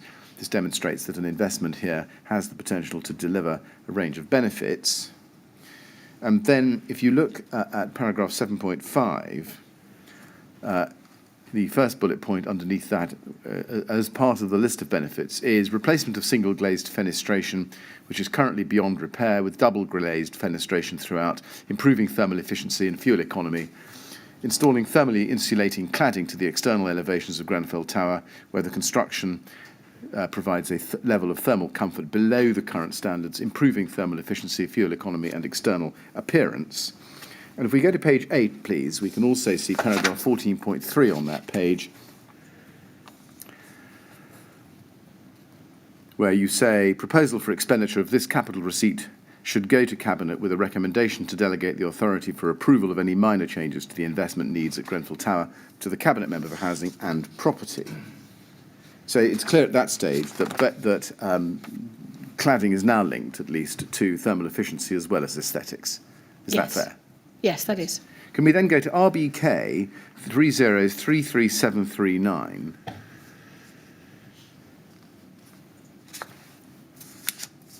This is, as we can see from the second page, page 2, please, the minutes of the Housing Digest meeting of Thursday, February, the 9th of February 2012, and you're present, so is Mark Anderson, and others, including Penelope Tollett and Peter Wright. What was the Housing Digest? It was a weekly meeting that the Cabinet Member for Housing and Property held with myself, the Director of Housing, and or the Director of Property at the time, so to go through pertinent issues of the day. Right. Now, if we look at paragraph 3 lower down the screen, please, it's entitled Elm Park Gardens Capital Receipt. And at the very bottom of the page, it says, there was a detailed discussion on the proposed works to renovate and convert Grenfell Tower on the Lancaster West Estate. The following main points were noted. And then the first bullet point says that the new windows and cladding should reflect or complement Calc. Do you know who it was at the meeting who said that the new windows and cladding should reflect or complement Calc? No, I do not. Was it you, do you think? It may well have been myself, Right. but I can't remember. Why were you so concerned that the cladding should complement Calc, or if it was you? I don't know if it was me, but it would certainly, in terms of the look of the area, help if Grenfell Tower didn't look completely different to the rest of the redevelopment that was taking place at the same time. Right. Does this tell us that even at this stage, your primary, or Rbkc's primary concern was the aesthetics of the Calc project and the integration in the area of the aesthetic look? I don't necessarily think it was the aesthetic look that was driving the Calc project to link with Grenfell Tower, but it was definitely a factor. Right. Now, looking at the fifth bullet point on this list, we need to go to page 3 for that. You can see it says, in respect of the estimated costs of the project of £5.5 million, officers are planning to appoint Studio E to draw up a detailed design plan. This will provide economies of scale benefit and also ensure the works complement and reflect Calc. Now, that's the second reference here to the Grenfell project complementing Calc. What did complementing Calc mean? I suppose in this context that there was a major development project taking place at the base of Grenfell Tower, and if undertaking a refurbishment project of a building that sat, some metres away, that there were similarities in the look of the two development projects. It says, as I've shown you, officers are planning to appoint Studio E to draw up a detailed design plan. Just to be clear, whose officers were planning that? I don't know in terms of this context. It may well have been TMO officers, or it could have been Rbkc, but I suspect it was TMO. Right. Now, you agreed earlier in your evidence that Studio E had been appointed to the Calc project through a rigorously conducted OJEU procurement process. That's correct. I just want to put 3 questions or 3 propositions to you just to see whether you agree with them. First, would you agree that the purpose of undertaking a competitive procurement process is securing best value for money? Yes. Secondly, would you agree that the purpose of conducting a competitive procurement process would be to appoint an architect with the level of skills, knowledge and experience appropriate to the work involved? Yes. And thirdly, would you agree that the further purpose of conducting a competitive procurement process would be to ensure that the procuring public authority complies with its obligations under the procurement rules? Yes. Now, you said earlier on that Studio E was appointed to Calc because of its experience in designing schools. That's correct. Even if not leisure centres. At this stage, did you know yourself whether Studio E had any experience in high-rise buildings? I did not know whether Studio E had any experience in high-rise buildings, but I would have expected, bearing in mind that they had taken an approach on the Calc project where they had an architect working on the leisure centre who did have the appropriate experience, if they didn't have the skills that they could bring them in. And who was the architect working on the leisure centre whom Studio E had brought in? Do you remember? It was a partnership between Studio E with the overarching architect, the lead architect for that project, and they bid for the project with an architect's project practice who specialised in leisure centres, and I'm afraid I can't remember their name off the top of my head. Now, at this stage, did you ask whether Studio E had any experience or expertise in refurbishing high-rise residential buildings? I don't remember asking them. Why is that? Well, I don't know, to be honest with you, whether I asked them whether they had expertise. Maybe I made an assumption that they did have that expertise. Why would you have assumed that? I think I would probably have assumed that because they were an architect's practice of a sufficient scale and size and had considerable experience, I understood, worldwide in doing design projects.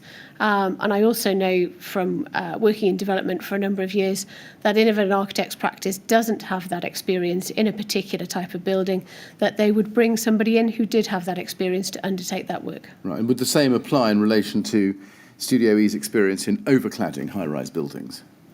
Yes. And similarly, Studio E's experience in refurbishing a residential block with residents in situ? That's correct. I mean, given that Studio E had appointed or had co-partnered, if you like, with a specialist architect firm for the Calc project for the purposes of the design of the leisure centre, why didn't you or anybody else at Rbkc ask the same question about overcladding Grenfell Tower? In retrospect, we definitely should have asked that question. I don't remember asking that question, but I also don't remember Studio E ever saying to us that they didn't have the requisite experience to do this particular work. But did it not occur to you at the time just to check, to make sure that the assumptions that you were proceeding upon were well-founded? At the time, it did not. No. And I just wanted to really understand why that was, why there was it appears to be a blind spot. I cannot account for it now, to be honest with you, because it seems to be something that would be completely obvious to ask Studio E to present their credentials for undertaking refurbishment of residential projects. But at the time, I did not make that. I did not take that step. And let me suggest this, that you didn't ask what you've described as the completely obvious question because Grenfell Tower was essentially being put into as part of, or an adjunct to the Calc project as something of an afterthought. Would that be fair? I think afterthought is a strong phrase, to be honest with you, because it definitely wasn't something that was the poor relation to the Calc project, but it was something that was brought into the Calc sphere of influence at a later date. Right. And in fact, do you agree that Rbkc's desire to appoint Studio E really had everything to do with cost savings, or as you might put it, economies of scale, and aesthetic integration with Calc, but nothing to do with Studio E's own experience? It did not have anything to do with Studio's track record of undertaking refurbishment projects on residential properties. It had to do with economies of scale. It had to do with linking it to the Calc project. And it was also about doing two very large projects in a very small area and getting the benefits of having the same design team doing the both. Yeah. So just to put it really bluntly, you didn't ask the obvious question because you were more concerned with money and the look of it. No, I don't think that's fair at all. I think I didn't ask the obvious question because I would have made the assumption that Studio E could have brought in the requisite expertise from another architect's practice or subbed it in order to be able to have the skills and experience required to do this particular project. Now let's go to page 5 in this document. You can see there paragraph 6, any other business. I'm sorry, can I ask you to go to a different document? No, sorry, I'm so sorry. Go back to that, please. I just wanted to pick something up on any other business in that place. It's page 5.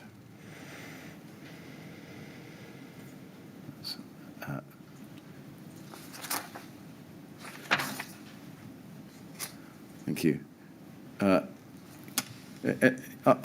Any other business? Grenfell Tower, the boiler was down. It seems to be a particular event. Why was the Housing Digest at Rbkc discussing a particular event about the boiler at Grenfell Tower? I don't remember. Was that normally part of your domain? Yes, if there was a particular incident on the council's housing estate as managed by KCTMO, then I would discuss it with the Cabinet Member for Housing and Property, because it may well be that he or other councillors would have received inquiries from tenants about when these matters were going to be fixed. So if I thought there was going to be something that would be brought to his attention, or complaints would be made, or he would receive emails, or his colleagues would, then we would have a general discussion about what was taking place.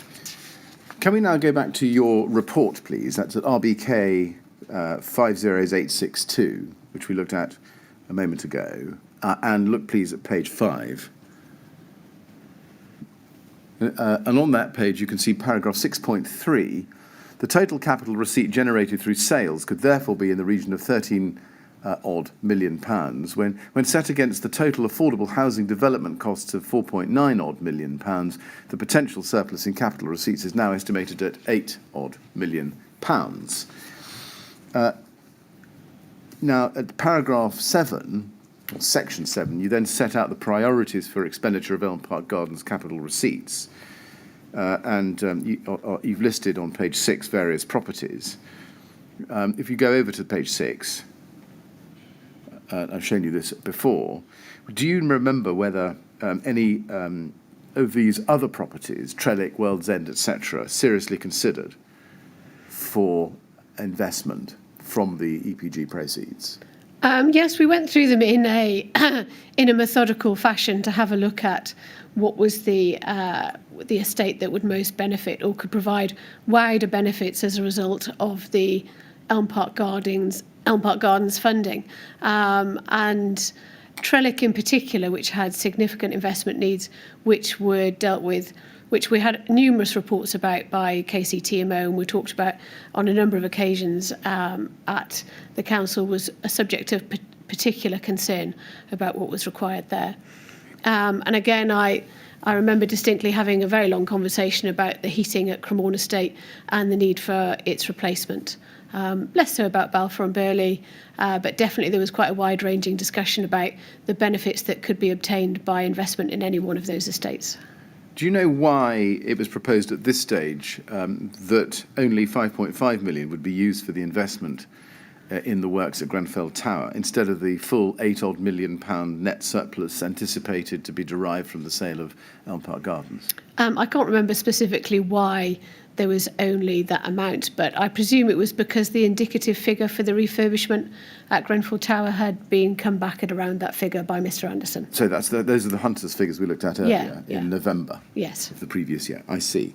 So that's where their number comes from. Yes. Can we then go to your notebook again, please? Rbk 3059572 at page 87. We now move to March 2012, and we can see here on that page that there is a meeting on the 26th of March 2012 with the heading Grenfell Tower. You can see that with yellow highlight at the top. And you can see that there's a list of attendees underneath the date in vertical. And just help me, it looks like Bruce, Andre, Peter W., that's Peter Wright. Then a scribble which looks like your That's name. correct. Yes. And then, is it James M.? Yes. Who's that? I can't be sure, but I believe it would have been James Massini, who is from the planning department. Right. Just looking at that and refreshing your memory quickly from that, you've got some arrows, timing, interface with Calc, programming of works on Grenfell. Do you remember what the purpose of the meeting was? No. Now, it looks as if, and help me, nobody from the TMO was there. Is that right? Yes. Do you know why you were meeting Studio E on Grenfell Tower matters without TMO being there? I can't say specifically, but it may well have been that I was already meeting with this team to talk about Calc, so then there was a follow-on to talk about Grenfell Tower. Now, there is, as I've just shown you, a second arrow down. I've read it as interface with Calc, but in fact it could be interfere with Calc. What does it say? Do you know?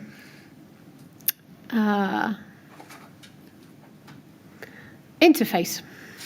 Right. You're the best judge of that, I suppose. Do you know what the subject of discussion was? I can't remember specifically from May 2012. And then if we look up to the top right-hand corner, you can see a little line, and then it says, and again, help me if this is wrong, it says Bruce to meet with, now, it looks like Monk, but I'm not sure, or Mark, I think that is, and Jane Trethui, I'm guessing, to scope out brief for Grenfell Tower, ×2 meetings, 28th March 2012. Does that tell us that there was an arrangement made at this meeting whereby Bruce Soanes would meet with Mark Anderson of the TMO and Jane Trethui to scope out the brief? I don't know whether there was an arrangement made at this meeting or whether they were telling me that there was already a meeting that had been set up in order to do that. I see. And then if you go about halfway down the screen, you can see a reference to Appleyards. Do you see that? Yes. And it says Appleyards, TMO to appoint to work on scope, timing and costs. Was it your idea or Rbkc's idea for TMO to appoint Appleyards? I don't remember. Do you remember who suggested that the TMO should appoint Appleyards to work on scope, timing and costs? No. Did the TMO have a choice in whom they could appoint as employer's agent?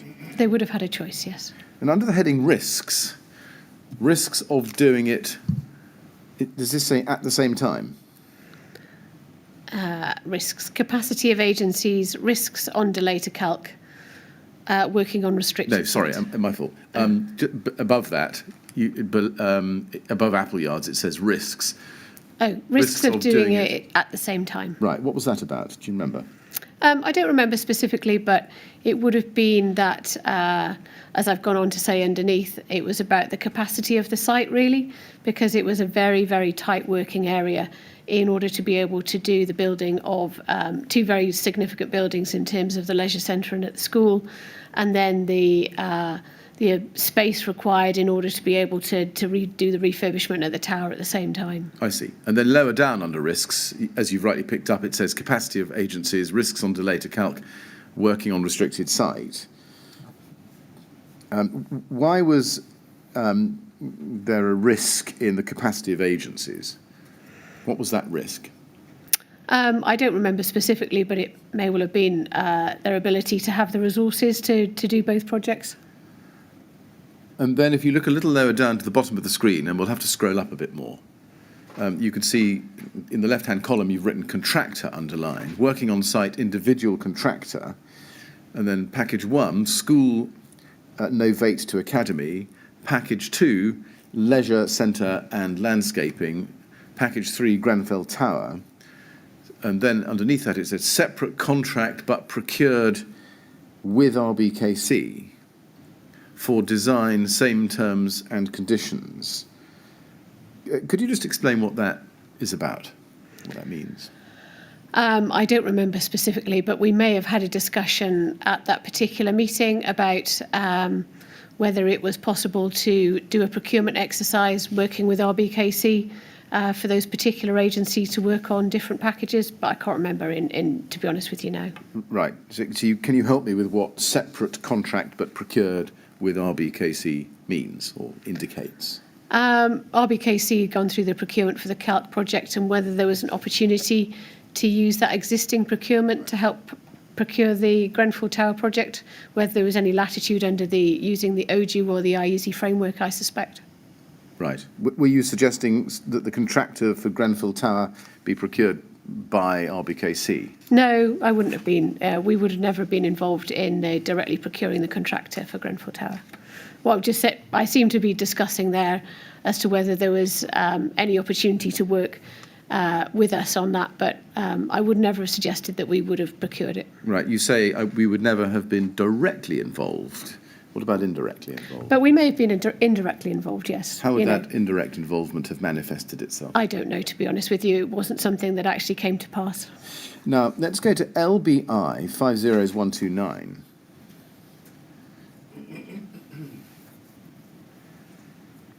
This is the minute of a Calc residence forum in EMB Hall on the 28th of March 2012.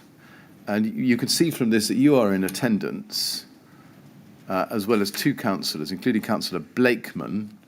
And halfway down the attendance list, you can see also Mr. Defan. And then at the bottom, you've got Mark Anderson, TMO, and Andre Cochelle, Studio E. You see that?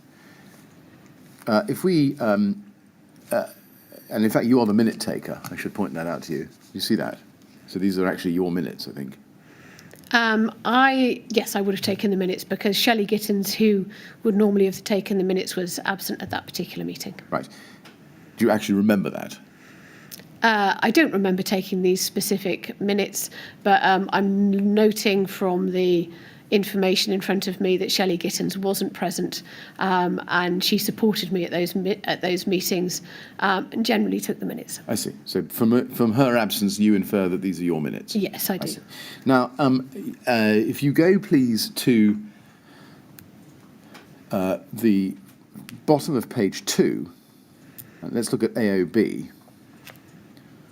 You've got Grenfell Tower there. And then if you go over the page to page 3, Mark Anderson presents options for regeneration of Grenfell Tower, initial work with Studio E. You see that? And then the penultimate bullet point says, ED questioned why Studio E chosen to do initial work. Councillor C, that's Councillor Coleridge, very difficult to have different contractors on site when times two different projects going on. Synergizes across projects design, need between school, leisure centre, public realm and Grenfell Tower.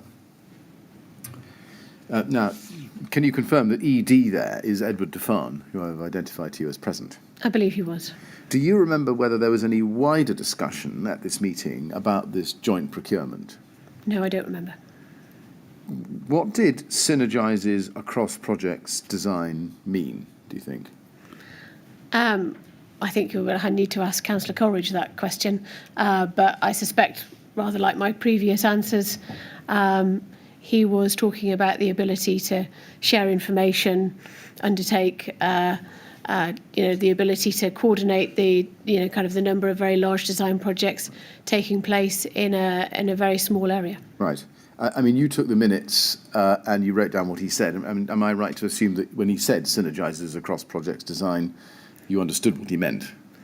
I don't tend to write minutes that are verbatim accounts of what people actually say. They're more of a sort of general statement of what people may have said at the meeting, and I would have understood what he meant by synergizes if indeed he said that phrase. Right. So I think that's perhaps an elegant way of saying you wrote down what you thought he said. I would have written down what I thought he said, but yes. Well, it's probably your summary of what you said. It may well have been a summary, yes, of what I thought he said. Yeah, quite. How could there be effective synergies in design if Studio E had never designed an overclad on a high-rise residential tower? I don't think I'm talking about particularly their qualifications for designing residential towers. It's more about the programming and project management across the piece. Well, it does say synergizes across projects design or design need. So how could there be synergy between the two projects' design if Studio E had never designed an overclad of a high-rise residential block? Maybe very generally in this statement, Councillor Coleridge is referring to the look of both of the buildings and the, kind of connection, the look of the school and how ultimately Grenfell Tower will look. And although it may have been, as Councillor Coleridge noted as saying, very, very difficult to have different contractors on site, what was the problem with having two different architects on site? You could have had two different architects on site, I accept that point. Yes. Do you remember whether anybody actually told Mr. Defarn that Studio E had been chosen because of cost savings and aesthetic integration that using them would bring? No, I don't remember. I assume that nobody actually admitted to Mr. Defarn that Studio E had no experience of having ever done a high-rise refurbishment. No, no one would have said that to Mr. Defarn. And had never clad a building before. That's correct. Well, they had clad buildings. Sorry, a high-rise building. A high-rise building, yes. But they had clad lots of schools. Had Leadbitter already been identified as the contractor for Grenfell Tower at this stage? Potential contractor for Grenfell Tower at this stage? They may have been identified as a potential contractor because of the ability to use the same site compound. Now, can I then move further into the year 2012 and look next at your report of the 2nd of May of that year, TMO 008473331, please.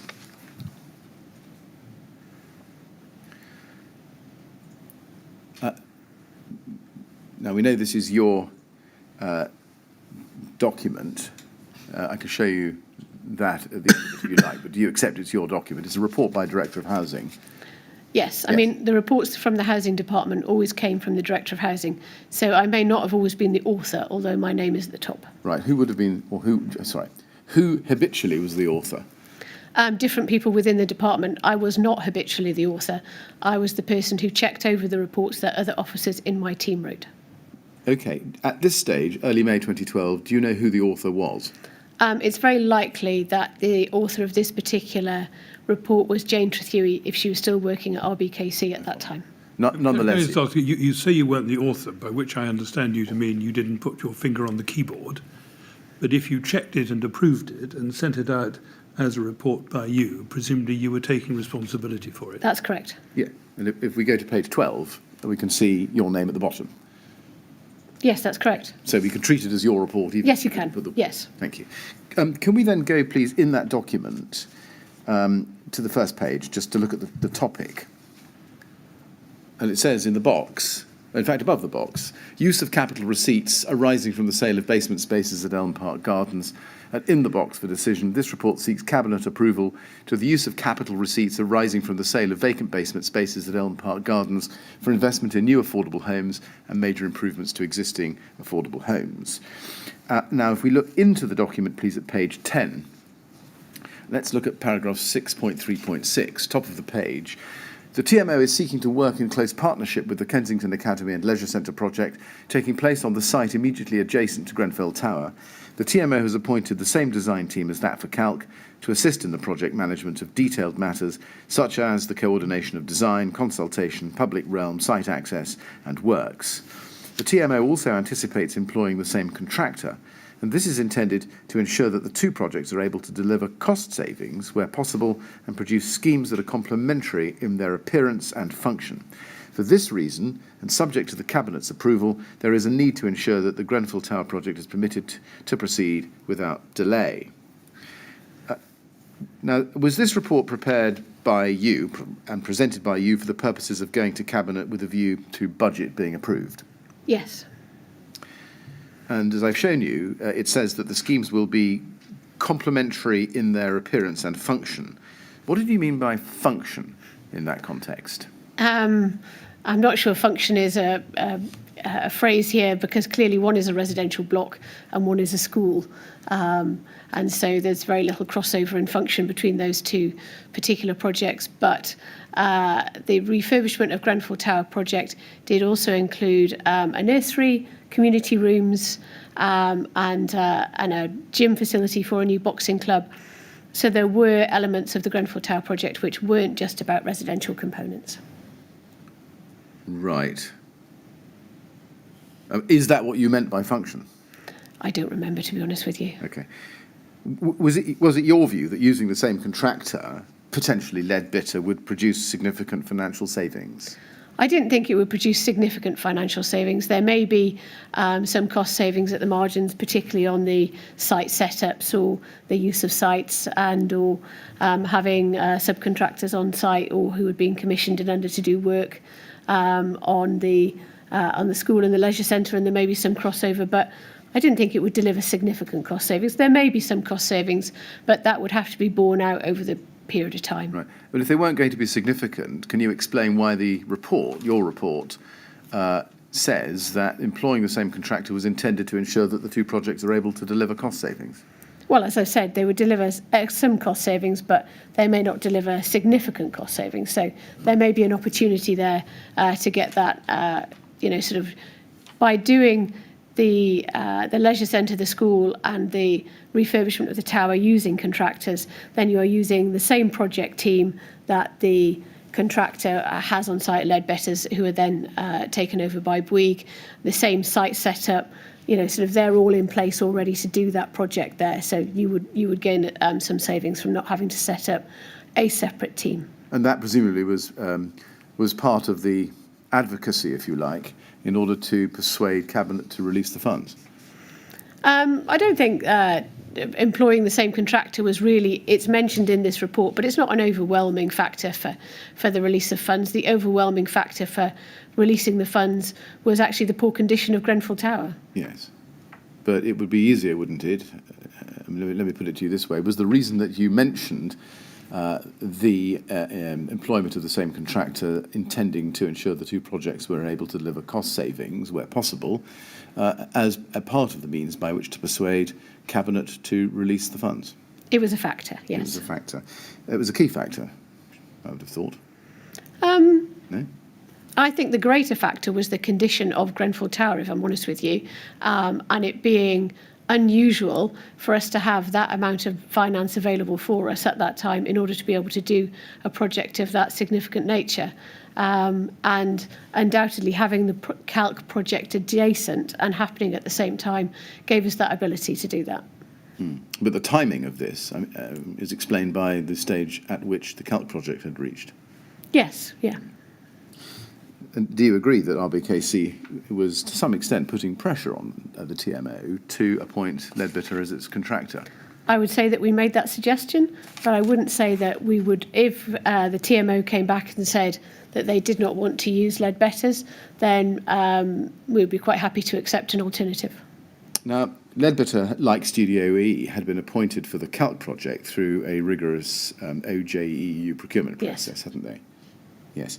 And Leadbitter, is this right? They've been selected as contractor for the Calc project because of their experience in delivering schools and leisure centre projects. They would have been. I can't remember now, but Right. they would have been.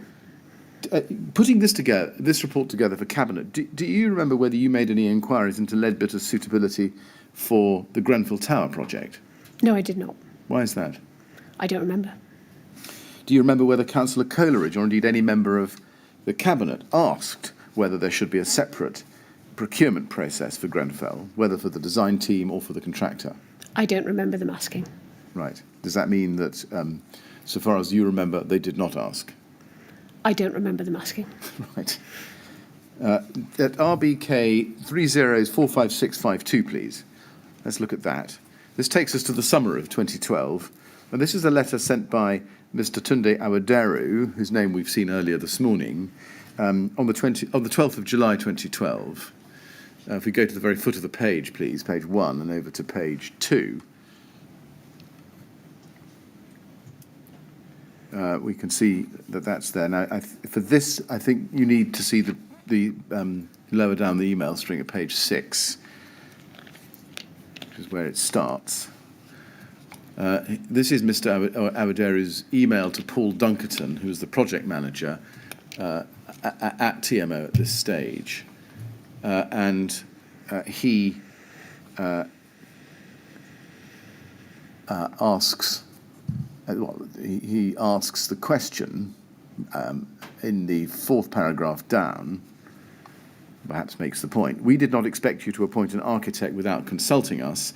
Please find the forwarded emails copied to Siobhan Rumble, the area manager of LWE, and hand-delivered to her dated 7th March 2012 in relation to building a better relationship. We find it bewildering that you're not aware of these emails as project manager when the area manager of Lancaster West Estate, Ms. Siobhan Rumble, is very much aware of what's going on and what Mr. Robert Black himself stated, his intention of building a strong working relationship with the Grenfell Tower Leaseholders Association. You need to set up a procedure so that we can work closely with you to get involved for the approve of £6 million worth of investment for improvement, not maintenance of Grenfell Tower. So that's the original point that Mr. Awaderu makes. And just for your benefit, page 7, we can see his signature on behalf of GTLA there. Now, if we then go up, please, to the foot of page 5, we can see that this email is sent by Keith Mott, the name we've seen before, not Mr. Awaderu himself, and it's copied to you as the third copy party. Can you see that? Yes. And then there's some further correspondence tracking up to page 1 until the final email on page 1. If we get up to there, where at the top of this email chain, Jane Trathui writes to you on the 26th of July, 2012, copy to Amanda Johnson, and says this: LJ, if you get a chance to raise this with Robert before you go, I'd like to see the TMO's response to the Grenfell leaseholders. Just to be clear what's being said, not good to have radio silence in response to their formal requests for information. Now, as to the substance of Mr. Awaderu's complaint, is it correct, in fact, that the residents of Grenfell Tower had not actually been consulted on the appointment of Studio E? That's correct. Why is that? Because as we've discussed before, we looked at appointing the same design team that were working on Calc with Grenfell Tower, and we did not go through a formal process working with the TMO to get their views on the appointment. I see. So the same reasons that you didn't go through an independent OJU process for Studio E are the reasons that you didn't consult the residents? We consulted the residents on a wide range of matters. But on that point? But on that point, we did not consult them on the appointment of Studio E. Now, did receiving this email from Jane Trathui raise any doubt in your mind as to the way in which Studio E had been or would be appointed for the Grenfell Tower project? No, it did not. Why is that? I don't remember. Now, we find no response from you to Mr. Awaderu's complaint. Do you know why you didn't respond to his complaint or his point? Could you scroll down, please, so I can see the... Yes, we can scroll down to the original... because I didn't reply to it because it was sent to Mr. Black. Right. So you're only a copy... I say only a copy party. You're a copy party, so you didn't think you had to respond. That's correct. Did you chase Mr. Black to see what he'd said? I would have asked him. Right. What did he say? I don't remember now. Can we then turn to a different topic, which is still in 2012, the concerns surrounding the management by TMO. Do you remember whether you yourself had any concerns, by which I mean worries, about the competence of managers at the TMO at this time, early 2012? No, I don't believe I did. Did you have any concerns about the way in which the capital investment programme was being delivered by the TMO at this time? To be honest with you, in 2012, I can't remember if I had expressed concerns about the way that it was being delivered then. Mark Anderson told us in his evidence in Module 1 on the 13th of October last year that in April 2012, regeneration had become more prominent as, what he put it, a corporate requirement. Do you remember that? I don't remember that specifically, but there would have been a greater push in Rbkc towards undertaking regeneration projects. Right. Let me just show you exactly what he said. Day 52, please, at page 11.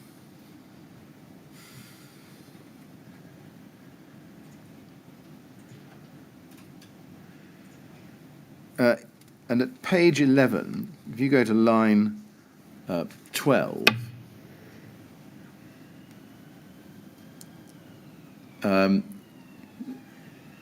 there's a reference to Anthony Parks, and then questions about Mr. Black and Mr. Parks. And then at line 21, did regeneration become more prominent as a corporate requirement in the run-up to the change of your title in April 2012? Answer at line 24, yes, it did. My understanding is that at the time I'd been approached, KCTMO was going through a degree of change, and there was also a desire on the part of KCTMO to do more for Rbkc, and similarly for Rbkc to have KCTMO do more, and part of that was moving towards, one, a stable property services function, but it was also looking at what they could do more broadly around the housing assets, and housing regeneration was part of that. Do you agree with Mr. Anderson there that in early 2012 Rbkc was looking for the TMO to do more, and specifically in housing regeneration? Yes, I would broadly agree with that statement. What was driving Rbkc to expect more from the TMO? Do you remember? So in 2012, the local authorities had moved from one where they had a nationally agreed settlement under the previous funding formula to being able to keep their own rents and be able to have their own business plan. So we would have had more funding available, or prospectively had more funding available to us, and be the master more of our own destinies in terms of the capital programme, in order to be able to undertake more of those projects. Yes, I see. Mr. Anderson then went on in his evidence. If we continue on that page, to say, line, go to page, line 11. My understanding when I was first approached, and also subsequently approached when I first started, was that the property services function hadn't been delivering or hadn't been performing to the standard that either KCTMO or Rbkc wanted. Now, it was then stopped, but is that correct? At the time in 2012, the previous incumbent, I believe, had left the post, and Mr. Anderson was brought in on a temporary contract on a short-term basis until a permanent appointment was made. So I believe there was a period of time that KCTMO was undergoing considerable change. So yes, I would agree with what Mr. Anderson had said. Can we then please go to page 13?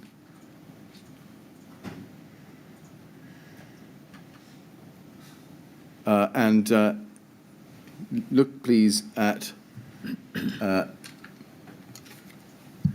line 6. We can start at line 6. Now, you mentioned Rbkc. Had these deficiencies been identified to the best of your knowledge by the TMO? Had they been pointed out as well by Rbkc? Answer, to the best of my knowledge, it was probably a combination of both. And then, do you know who within Rbkc had expressed these concerns regarding skills and experience at managerial level? Answer, on the basis of my experience of Rbkc, I would have thought that would have come through Laura Johnson. Certainly Laura Johnson and I had conversations about that. Okay. Can you just, while we're dealing with this topic, give us an idea or gist of the criticisms that Laura Johnson had of the skills and training, expertise and management at management level at the TMO? Answer, I need to clarify, this isn't executive directors and it isn't assistant or directors. This was about, so within the property services function, one of the things that was responsible for was delivering the capital investment programme. So this is money invested in the housing stock to maintain or improve it. Yes, and my understanding was that for a number of years the programme had not been delivered in its entirety, so there was an underperformance in that regard, and certainly from when I went to KCTMO and in advance of that, I felt there was a lack of management or correct level of management within the organisation. One, to have the focus to drive that forward, and two, to ensure that it was delivered. Now, I've read that to you at length. Is what he says there an accurate reflection of your concerns about the TMO and its delivery of the capital programme in early 2012? I cannot remember in any detail, to be honest with you, about my concerns about the management of the capital programme over the period I started at Rbkc in 2009 until 2012. But it was fair to say that there were problems within the KCTMO about the quality of the service that they had been delivering, and Mr. Black was doing a considerable effort in order to try and improve the skills and experience of the people in his organisation. So I would say that Mr. Anderson's reflection on concerns that I expressed at the time were probably fair. Do you recall raising criticisms of the experience and skills at a managerial level within TMO? I don't remember that now, to be honest. Did you share Mr. Anderson's views that there was a lack of the correct level of management to drive the programme forward? I think we would have seen a lack of delivery of the capital programme or lack of transparency about the capital programme, and there was a need to improve performance there. So I probably would have discussed that with Mr. Black in my monthly meetings, but I cannot say for definite now. Did you take a more hands-on approach to the Grenfell Tower project at the outset because of concerns about the skills and experience within the TMO at a managerial level? No. Or the absence of such skills? No, I did not. Can you look, please, at RBK 304568, please? This is an email. We need to go to page 3, please, in that. This is an email from Mark Anderson towards the foot of the page to you, dated the 22nd of October 2012, which starts, good morning, did you have a good weekend? And there's something about umpiring. And then it says, Yvonne has advised that Amanda, Celia, Jane and Ruth are seeking a level of detail in relation to the Grenfell Tower and Hidden Homes projects that I have understood we do not need to provide. My approach stems from the meeting you hosted where you advised you did not require this level of detail. Have I misunderstood you? The recent requests have focused on detail around resident engagement and our approach to this. And then scrolling up page 3, you respond the same day in the evening, and you say, in fact, you don't respond, you forward this email and you say, this is the email from Mark. It doesn't seem to be the same information we discussed with regard to the business plan, which was more strategic, although I appreciate we probably need some detail about Grenfell and Hidden Homes. And then you say, I've written to say I understand that you've asked for info, which was as previously requested, which was still relatively high level, but the business plan required some detail about asset management, etc. And then you say at the end, I'm at a loss what else to say, as I think we've been clear enough. And then if we go up to page 2, you see that on the 23rd of October 2012, Jane Trethui then responds to your email. Laura, the discussion we had with Yvonne was regarding resident communications. That's how she starts it. And at the foot of the page, she says this, my reading of Mark's note to you is that he doesn't like us prompting this or specifying our requirements. I think he forgets that Rbkc is the client and KCTMO is the contractor. I hardly think our requests are excessive or unreasonable. Our follow-up is planned to be through a further meeting in 6 months' time to review progress, so not exactly giving them a hard time. And then she goes on, there is a further issue here that KCTMO's senior management team seems to be resisting taking direction from your senior management team, but want you personally to give the nod instead. There is a risk that you end up being the director for both organisations at this rate, ! For avoidance of doubt, it would be good if you confirm to Mark, Sasha, Robert, that your management team acts with your support. Just pausing there, do you remember what the information was that you requested from the TMO in relation to Grenfell? No, I do not. Did you agree with Ms Trethui's view as expressed here that Mark Anderson did not like Rbkc prompting TMO for information? I think he may have been robust in his response to it, but I don't remember, to be honest with you, because I don't remember this email or the context in which they were discussing the information required. But Jane Trethui was an excellent officer in my housing management, in my housing team. So probably at the time I may have been in broad agreement with her. Right. I was going to say, did you agree with Ms Trethui's assessment that Mark Anderson was resisting taking direction from your senior management team?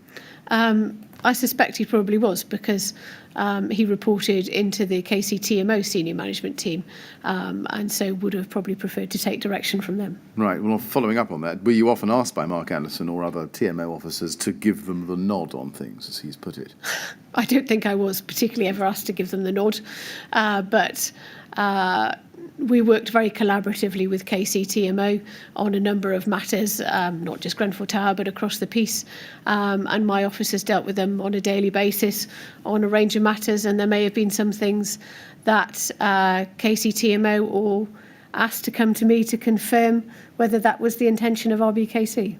Now, if we look up this email run, please, to page 2, you can see that Amanda Johnson then comes in same day and responds to Jane Trethui and to you and says, "Dear both, Jane has summed this up perfectly," is what she says. "Ironically, Mark's unresponsiveness requires us to take a more hands-on approach, albeit, in my view, proportionate and appropriate to the contractor relationship. I'm also mindful of Councillor Marshall's response on EPG," that's Elm Park Gardens, "and his requirement that officers are effectively monitoring the TMO's delivery of major projects. Did you have to take a more hands-on approach as a result of Mark Anderson's unresponsiveness, do you think?" I don't remember, to be honest with you, but I had a very good relationship with Mark Anderson, so it may be that I found him easier to deal with than some of my colleagues. Right. You don't recall, but does that mean that you wouldn't quarrel with Amanda Johnson's observation then? No, I would not quarrel with Amanda Johnson's observations. Both her and Jane Trethui were excellent officers in my team, and I would have respected their opinion and concurred with them. Right. Do you recall what issue Councillor Marshall had raised in relation to Rbkc's monitoring of TMO's delivery of major projects? In this context, I don't, I'm afraid. Now, the final email in the chain, if we can go up to it, please, just a little bit up above this one on page 2. If we just scroll up a bit, please. It is over at the bottom of page 1, and then going up onto page 1, the email at the top from James Trethui to you, to Amanda Johnson. You're no longer copied in there. And she says, "Totally, he's spot on. They can't be left unsupervised just to do their own thing. That's how the TMO got itself into a state in the first place, in my view, through lax clienting in the bad old days." And just pausing there, what's lax clienting? Do you know? So I joined Rbkc in 2009, and not soon after I joined Rbkc, we had to serve a notice on the TMO, and it was definitely my opinion, although I wasn't there at the time, that part of the problem with how the TMO, why we had to serve that notice on the TMO, was also part of the council's responsibility, because it hadn't necessarily been as good as it should have been at clienting the TMO and holding it to account. I see. So clienting means holding it to account, scrutinising it. Scrutinising it and receiving regular updates on its performance. I follow. And I don't think that we had done that as well as we should have done in the past. And thank you. Then she goes on to say, "Wonder what LJ and RB have been discussing about Mark." I'm just pausing there. Had you been discussing anything about Mark? I really don't remember. It's 10 years ago nearly. She goes on, "I'm so unhappy at the idea that he thinks he can just see off even the most minor monitoring and scrutiny by council officers through a brief email to Laura. That just has to be nipped in the bud. Otherwise, he's on his way to being untouchable. Very disempowering for the staff here, whose job is to hold the TMO to account on behalf of the council and ultimately of residents. A clear shot across the bows required, in my view. We shall see. Was there a general impression in the housing department previously that the TMO was in a state? Or is that a reference to what you said before about what happened when you arrived? There was in 2009 when I joined, the TMO had some very, very particular problems, both in terms of the executive management team and the way that the board functioned, and then that translated down through the organisation because of the lack of proper governance and/or I think sort of poor direction from the executive team at the time. And Mr. Black started to work at the TMO probably about 6 weeks after I was appointed, and then had to go through a considerable process, which takes a period of time in order to appoint a new executive team and work with the board to appoint new attendees in the board to get better governance in the TMO. And that takes some time to do that, to turn an organisation around. But in my impression when I joined, the TMO was not in the greatest of places. Was it your impression at this time, and we're now in the autumn of 2012, that Mark Anderson was really repeating the old habits of the TMO from the past and essentially trying to see off scrutiny by brief emails? I don't think he was, he wasn't there in the past either, so he was a relatively recent appointee. So, and I had no experience of it prior to 2009. But I think Mark was quite robust in pushing people back, and my officers are quite rightly going, but we'd like the information, so please provide it. Do you know what was meant by, well, you didn't receive this at the time, but looking at it now, what Amanda Johnson meant by a clear shot across the bows in relation to the TMO? I should imagine that she meant, and you can ask Amanda Johnson this when she appears, but that both herself and Jane Trethui were seeking for me to talk to Robert Black to say that if officers at the council request information, then we would like it to be provided rather than being questioned all the time. Can I just ask, I sense that there may have been a problem with lines of communication here, that some of your officers wanted to go straight to their counterparts as they saw them at the TMO. Maybe that was or wasn't appropriate. No, it would have been entirely appropriate, to be honest with you, because we were two organisations that, although there was a formal structure for monitoring the TMO, by far the most scrutiny of the TMO actually took place on an informal level between officers discussing particular projects. So it really wouldn't have been unusual at all for Jane or for Amanda to go and talk to their equivalents at the TMO and ask them for information. Yes, thank you. Did you have any doubts about Mr. Anderson's abilities? No, I don't think I did. No. Was this clear shot across the bows ever delivered? I don't remember. Did it have anything to do, or did this discussion have anything to do with the fact that Mark Anderson left the TMO soon afterwards in early 2013? Mark Anderson was an interim, and so Mr. Black would have been looking to make a permanent appointment to that particular very important position in the TMO. So I think it would have been time for Mark to move on, is my impression, probably, my recollection from that time. And I'm going to ask you some questions on a different topic, which is the decision to retender.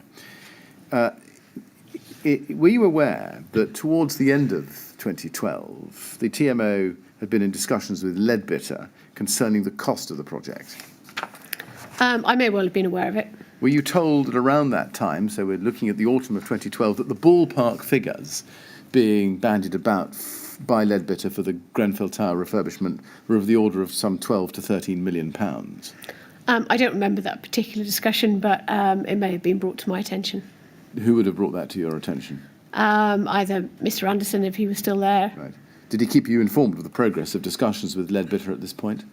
I don't think particularly. I don't remember having detailed discussions with him about it, but I didn't meet Mark particularly regularly. He may have come to the Calc meetings, or he may have come to meetings just on other topics. Right. Do you remember, even in outline, being concerned about Leadbitter's anticipated costs? I remember an email that I was sent saying that the costs that Leadbitter were proposing for the refurbishment for Grenfell Tower were coming in the region of 11 to 12 million. And at that time, I just noted it. I didn't necessarily think it gave me any particular concern. Did it not, when compared with the available budget that you'd secured? The budget that we had secured from the Elm Park Gardens receipt was based on estimates from that Hunter study, which was a really basic study about about the costs of the refurbishment. So I never took that kind of 6 million figure as being, an end figure or an actual about what the project would actually cost. I took it as a guideline. Clearly, if the project was going to come in at twice the price of that, then that would require further discussion with the Cabinet member and for Cabinet about what the options were for being able to afford to undertake that refurbishment project. Did you hear of any concerns surrounding Leadbitter's lack of engagement with the TMO? Did you hear that expressed to you? I don't remember, to be honest with you. Right. Let's see what Mark Anderson said about that. Can we please go to day 52, the transcript for day 52, and look at page 152, please?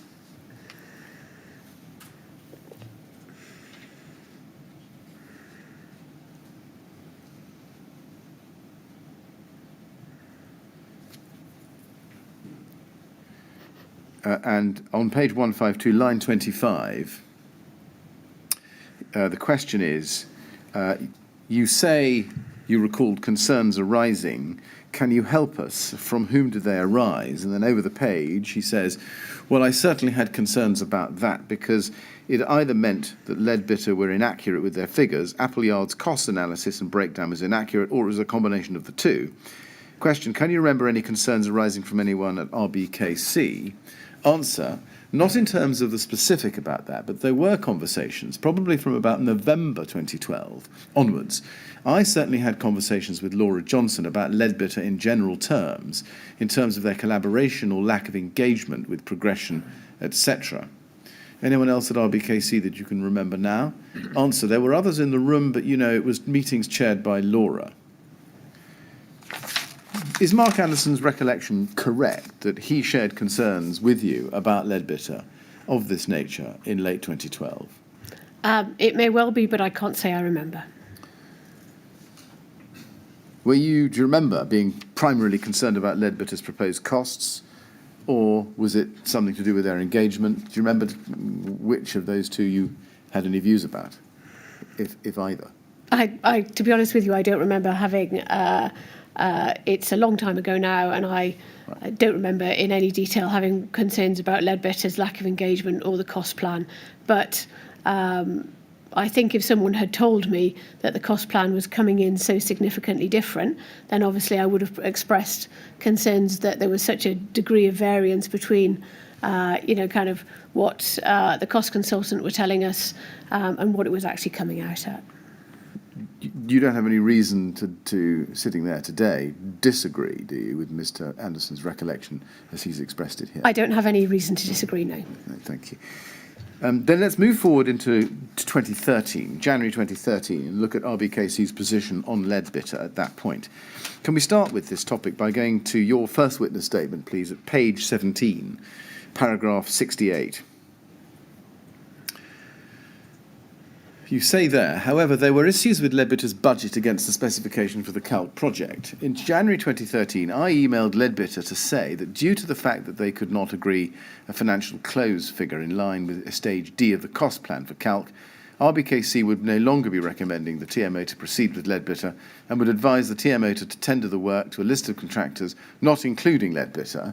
We managed to agree the costs and get into contract for Calc, and they continue to be considered for the refurbishment at Grenfell Tower. It's right, isn't it, that in the early months of 2013, Rbkc were attempting to agree the price for the Calc project with Leadbitter? We were attempting to get into contract with them, yes. And that's what you mean by financial close? Yes. Were you actively involved in that process yourself? Yes, I attended a number of meetings about that. And what issues do you remember having with Leadbitter at that stage?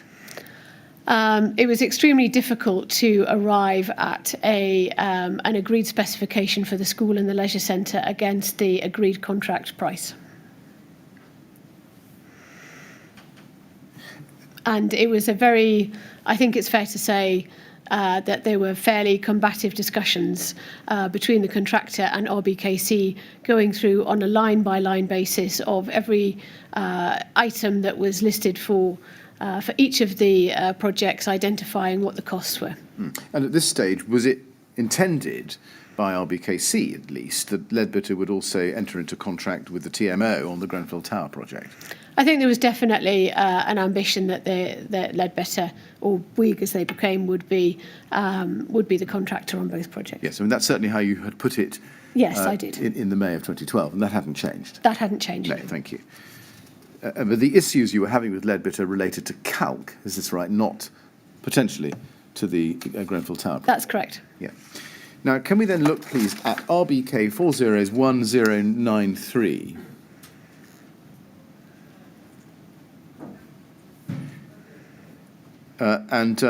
This is what you produce as LJ16. This is an email of the 3rd of January 2013 from you to Cliff Thomas of Leadbitter, in which, and I'm summarising, you tell him that Rbkc will no longer be recommending that TMO proceed with Leadbitter in relation to the Grenfell Tower project. Do you remember that? Yes. You send this email, as you say in the beginning, following the last two SRO meetings in November and December 2011, and our continuing failure to agree a financial close figure in line with Stage D VE cost plan. Do you mean 2011 there, or do you mean 2012? I think it's a typo for 2012. I suspect it's a typo. Yeah.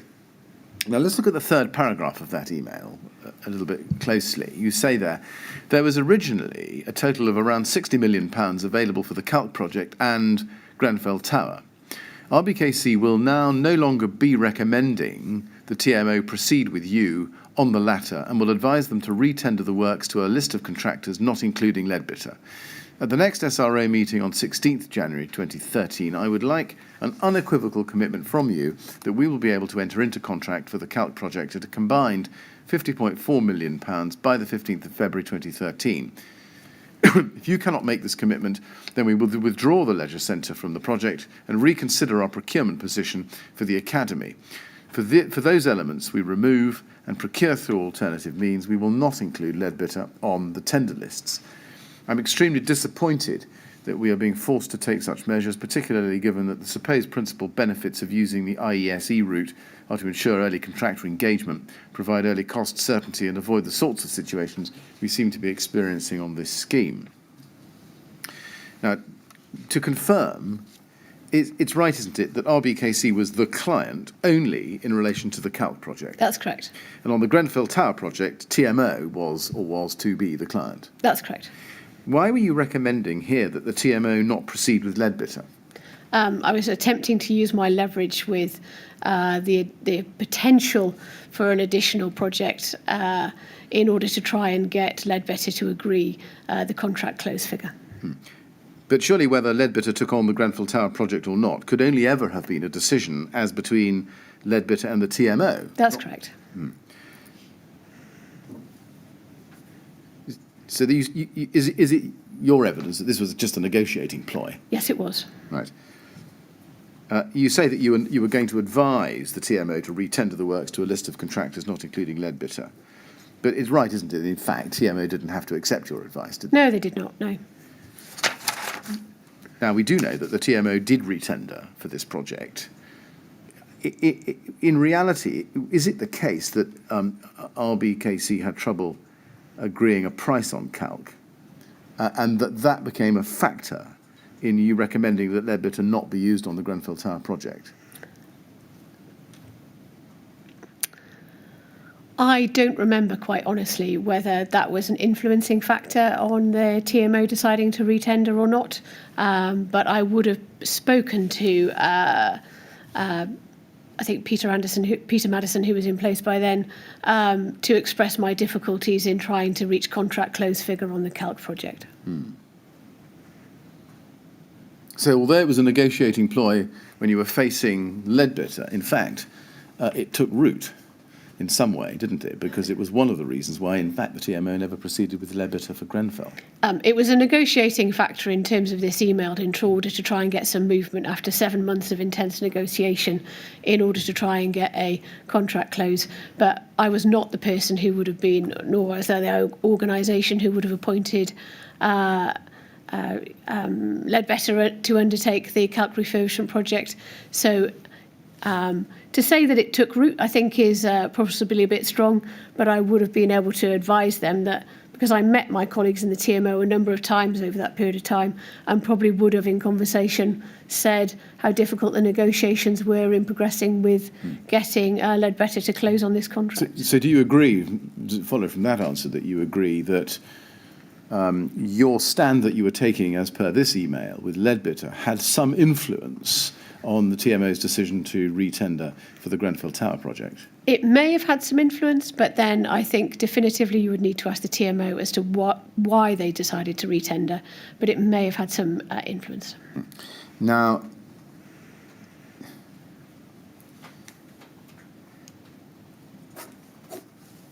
we know that Peter Madison started his employment at the TMO in this very month, January 2013. When he started, do you remember making him aware of this email to Cliff Thomas? No, I do not. You were aware that Peter Madison was going to be deeply involved in the Grenfell Tower project. Why did you not think it appropriate to at least bring him or make him aware of the discussions that you'd been having with Leadbitter on the Calc project? I didn't say I didn't. I just said I don't remember whether I briefed Peter Madison on that. Right. Well, I asked you specifically about this email, but did you actually brief Peter Madison on the state of play as between Rbkc and Calc? I do not remember a specific meeting where I briefed Peter Madison on the difficulties that Rbkc had in reaching a contract figure and a close with Leadbitter's, but I definitely would have spoken to Peter about it. Right. His evidence, and for the record, it's day 58 at pages 23 to 24, is that when he joined the TMO, he did not become aware of this email and didn't know that Rbkc had decided no longer to recommend that the TMO proceed with Leadbitter. Yes, that's fair. I probably did not share. I would not have shared this email with Peter Madison because this was an email that I sent to Cliff Thomas at Leadbitter in order to try and get them to complete on the Calc project. Right. So your recollection is the same as Peter Madison's? Yes. Can we then move into January 2013 a little bit further? Go, please, to TMO 00848-925.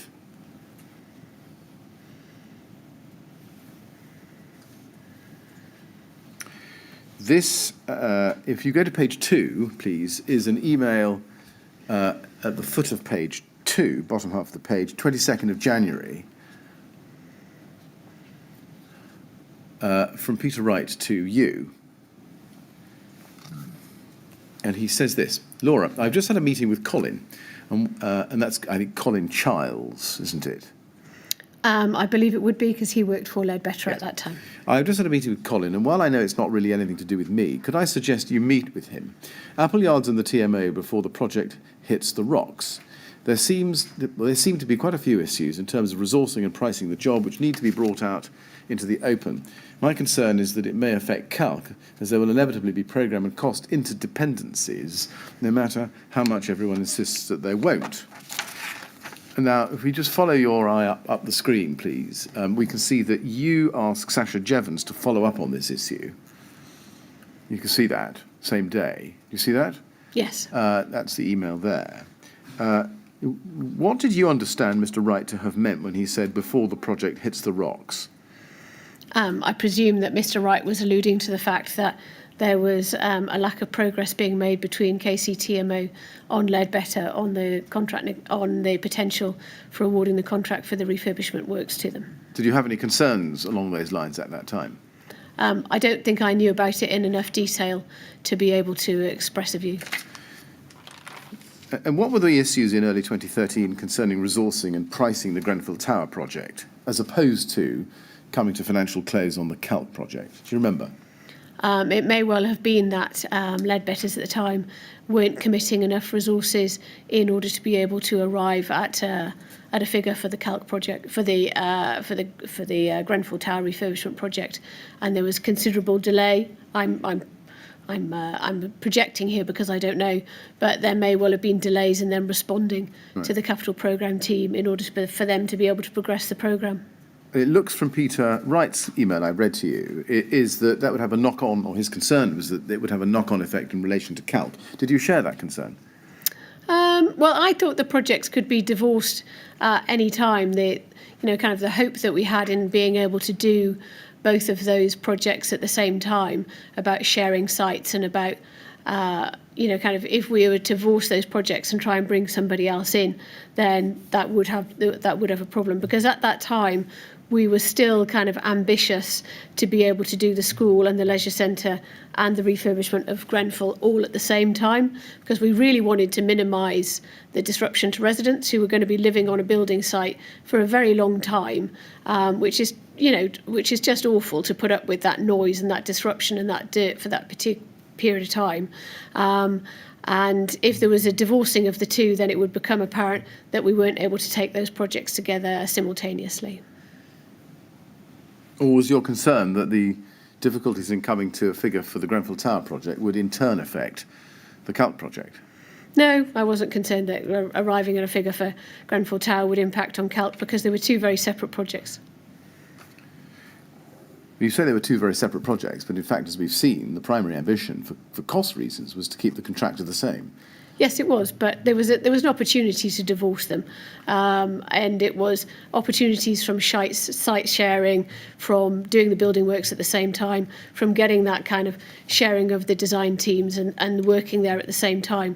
But it wasn't a drop-dead scenario that both of those projects had to be done. It was I think a very sensible view at the time when looking at undertaking major works to try and get that kind of that benefit of the piece of using the same contractor across both projects. And as it turned out, it didn't work like that, which meant that the Calc project went ahead as planned, and the Grenfell Tower refurbishment project went ahead at a later period. Now, a few days later, on the 25th of January 2013, there was a TMO joint management team meeting with Rbkc, and we'll see the minutes for that at TMO 00848936.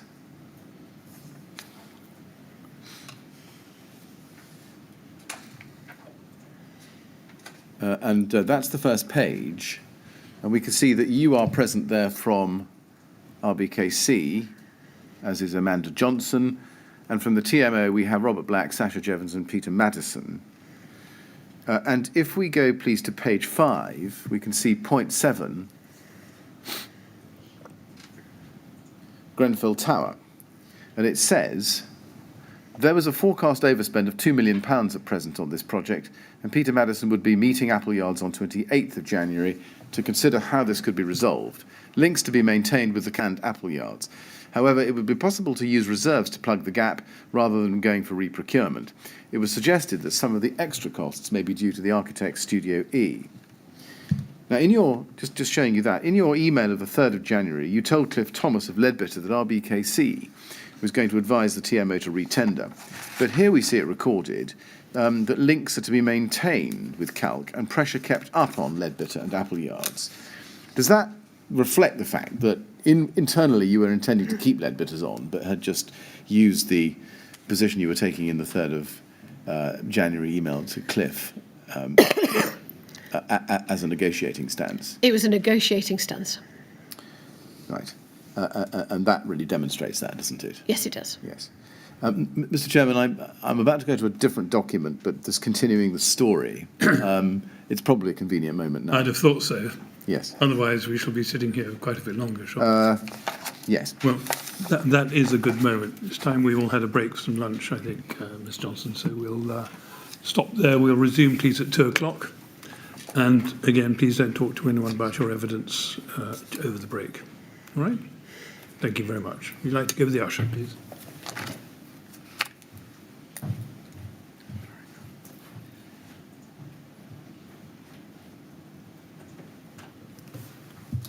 Thank you. 2 o'clock, please.